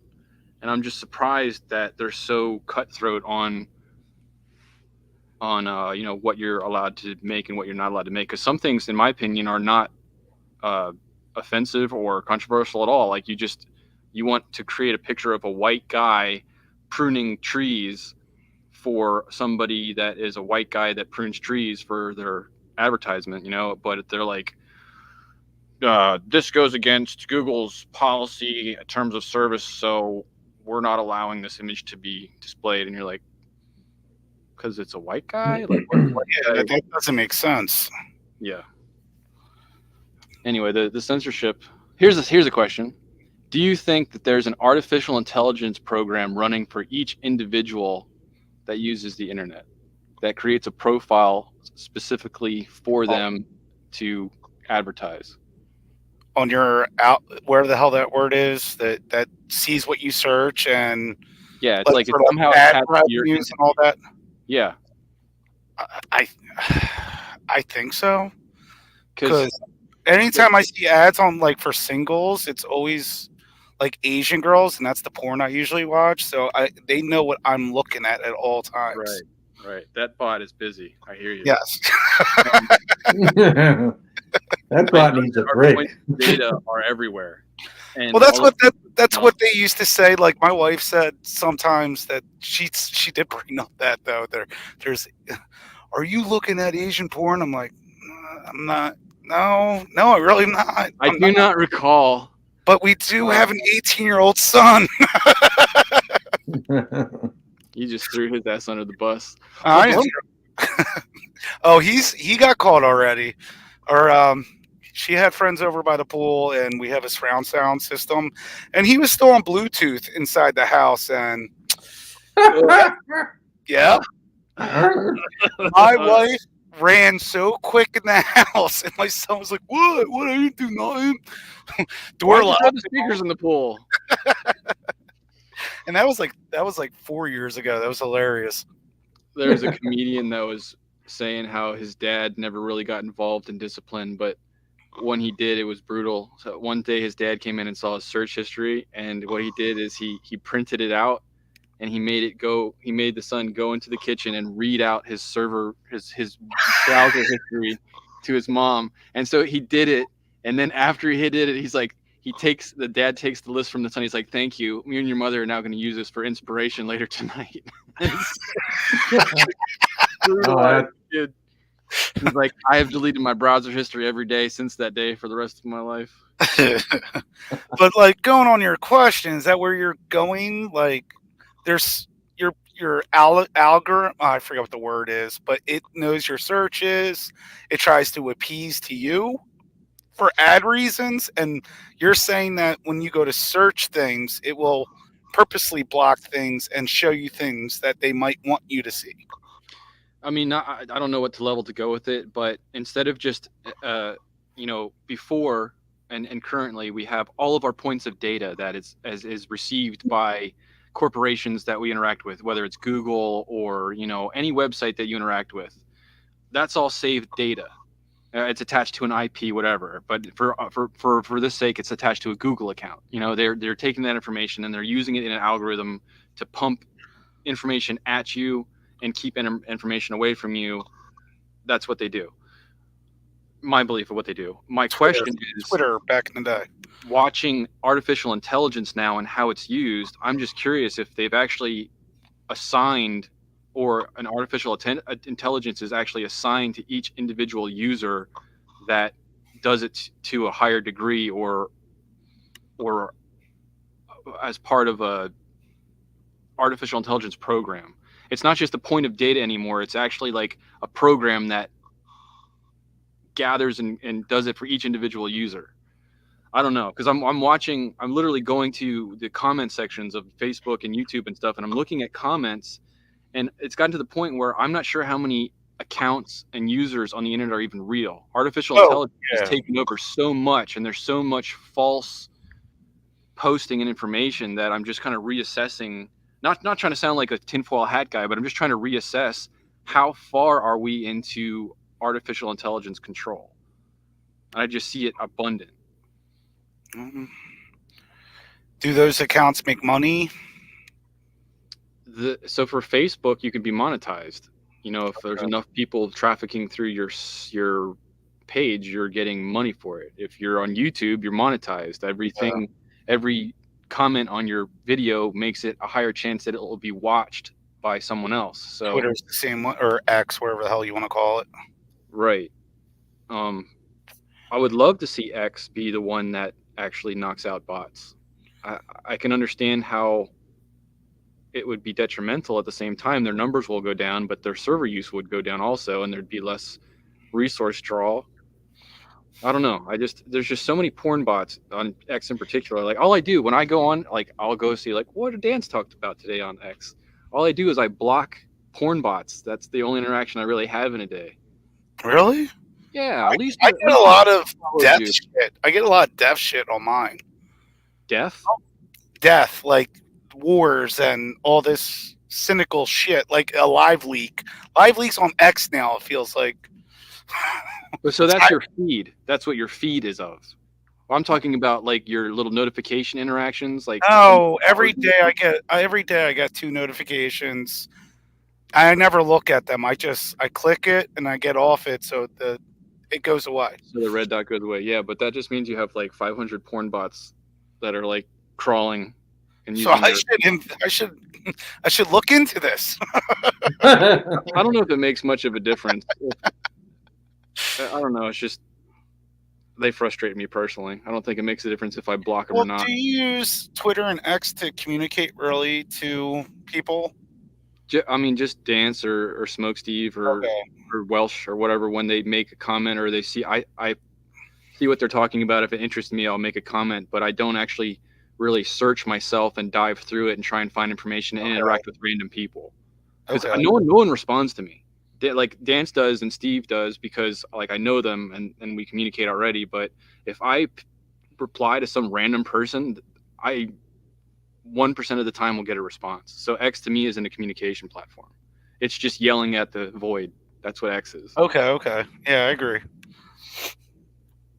I like X. I get my news from X. No, I'm joking. I do. Well, I got a lot of sports. I like the content of sports on mine, so that's what I usually. And I do have politics on both spectrum just to see what they're talking about. Now, Right. I don't trust everything that's being said, obviously, but it's fun to see what's going on. For me, X shows me what the narratives are. You look at any post and then you look at the comments and you see what the talking points or the narrative is for that news event. Yes. So that's how, I mean, but neither of that is factual data to me. It's just, what are the talking points? Last Dance, do you even really go on Twitter that much and comment? Because I used to see you all the time. So I don't go as much as I used to, but I still go on plenty. Okay. It's not a high priority. So if I'm doing something else, I don't feel I got to stop what I'm doing and go onto Twitter. I might not post anything for a day if I'm doing something else. No more dopamine drips from X? No. Okay. What? Yeah. So I mean, we get a dopamine drip when there's a notification on our phone. It's just how it works. We get excited because there's a new experience that we're about to have. And so I have a question when it comes to leadership. So I've been asked to join the staff on the Nexus Discord, and it's a very intense free speech platform. Like, people are feral and brutal when they talk back and forth on this thing. And rule number 1 is respect, and don't ad hominem, and don't personally attack somebody. Yes. So, but don't. If you want to say, in my understanding, if someone has an opinion and you think their opinion is crap, you say that opinion is crap. Well, but you don't say you are crap. You don't. Yeah, you debate why they're wrong on how you feel, but you don't. You're such an idiot. You're a dickhead. Like, you don't say that. Right. Stuff. Yeah. Right. So, I actually timed someone out for 10 minutes. Oh. Made an example of somebody? They got livid because they were censored for a minute because they were being absolutely toxic to the group. And I'm just trying to figure out, like, well, how about this? Could you time out the chant or the channel that they were talking on or whatever? As an entry-level staff mod, it's just you have the right to time people out for a period of time. Single person? Okay. Yeah. And I don't even like doing it, but if someone's going to cross... My question is, what is the line, in your opinion, if it was your responsibility to keep a group of people in a certain headspace or moderate a group of people, what line is crossed, in your opinion, when you would actually take away someone's ability to speech for a period of time? Because I feel like I'm stepping on toes in the server, just even though I'm upholding the rules that are written in the server. Well, I don't know. I mean, one of the rules, general rules about speech, is that you don't get to drown other people out with your speech. That's just a generic free speech rule. But I don't know how that applies online. Yeah. So that's a generic cultural standard? Yeah. Right. The cultural free speech. Different. If you use your free speech to drown out somebody else, it's not really free speech. You're violating their free speech. Yeah, you're imposing upon their free speech. So it's an unequal equation. Right.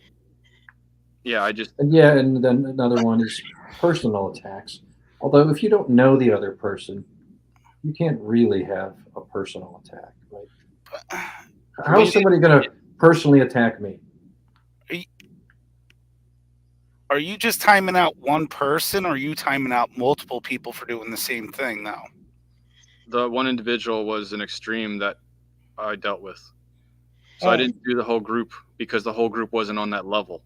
Okay. So it's me putting a foot down and becoming the pincushion to stop what I believe is crossing lines. I'm going to tell you though that, as you know, that not beyond free speech, there's quality speech, and they may not be the same thing. And it's easy for one or two people to basically destroy a server by driving everybody else out, Or down. You know, when you down have or whatever. But you may face the issue of kicking one person off may make the experience better for the other 99 people. So I believe that, but I'm also the very bottom of the totem pole, and the people that are at the top of the totem pole of staff are absolutely fine with it, even though they have a rule against it. That's why it's so confusing to me. It's like you want me to uphold your standard, but you don't believe in your own standard or enforce it. So I'm just going to look like the asshole. Well, when you timed out the guy, did you like shoot a DM on the side to him, like, "Hey, listen, I'm all for you having discussion and all, but you can't be just calling people names and shit." Did you do something like that? In chat, it was you warn multiple times and bring the issue or the issue, whatever's happening. Oh, so you already shot a warning shot out there. Yeah, and then it's 10 minutes, that's and then on them. you came back That's on hard them. and it was an hour, and then going after upper staff. It doesn't matter. It's all drama BS. It's just like, I guess it's funny to me how the people that are the most egoed up and big shoulders and have a lot to say and they're right and you're wrong and they're going to treat you like garbage. Man, they really fight for their rights when they get taken away. That's for sure. Well, HR sucks. Well, what's the benefits of being in the position that you're in? Is there any benefits? Being a moderator in a way? I think, being asked to be on the staff and not requesting was pretty honorable, I think. And I think it was, my whole purpose in the first place of being there was cohesion and communication. So like, hey, we want you to be on this team to continue doing what you're doing. I was like, cool, yeah, great. But it's not really enforceable. That mindset is not enforceable. So it's not you can't moderate that mindset. People have to have that on their own. You can be a certain way, and other people can try and strive for that if they want to, but try and moderate that. That's like, if you shot a warning shot out there for everybody, like, hey, and then the person kept on going, and you just timed them out and without banning them, they should. Is this person still doing what they're doing now, or are they actually following the rules now? Oh no, it's gonna be fun. Then ban them. Then ban. No, that's not my right to do that. Okay. I'm just. Cup of Tea has the critical question. It would be. I don't know if I think Star Wars is the only thing I've seen them talk about lately, but there are a lot of British people there, so I'll have to ask that question. Okay.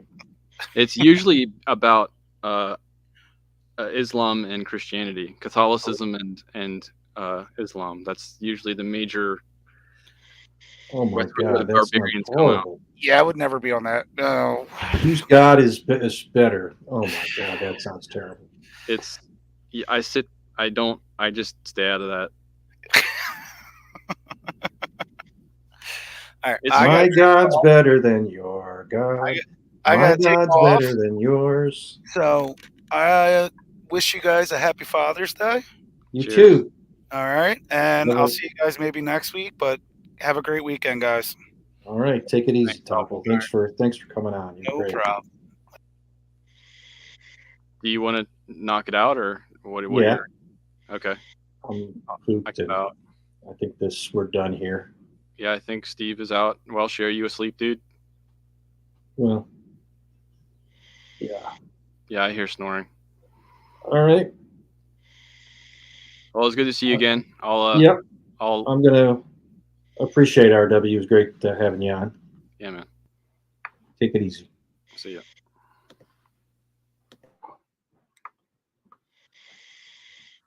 All right. Get that out of here. Steve off. There you go, Cup. You got your wish.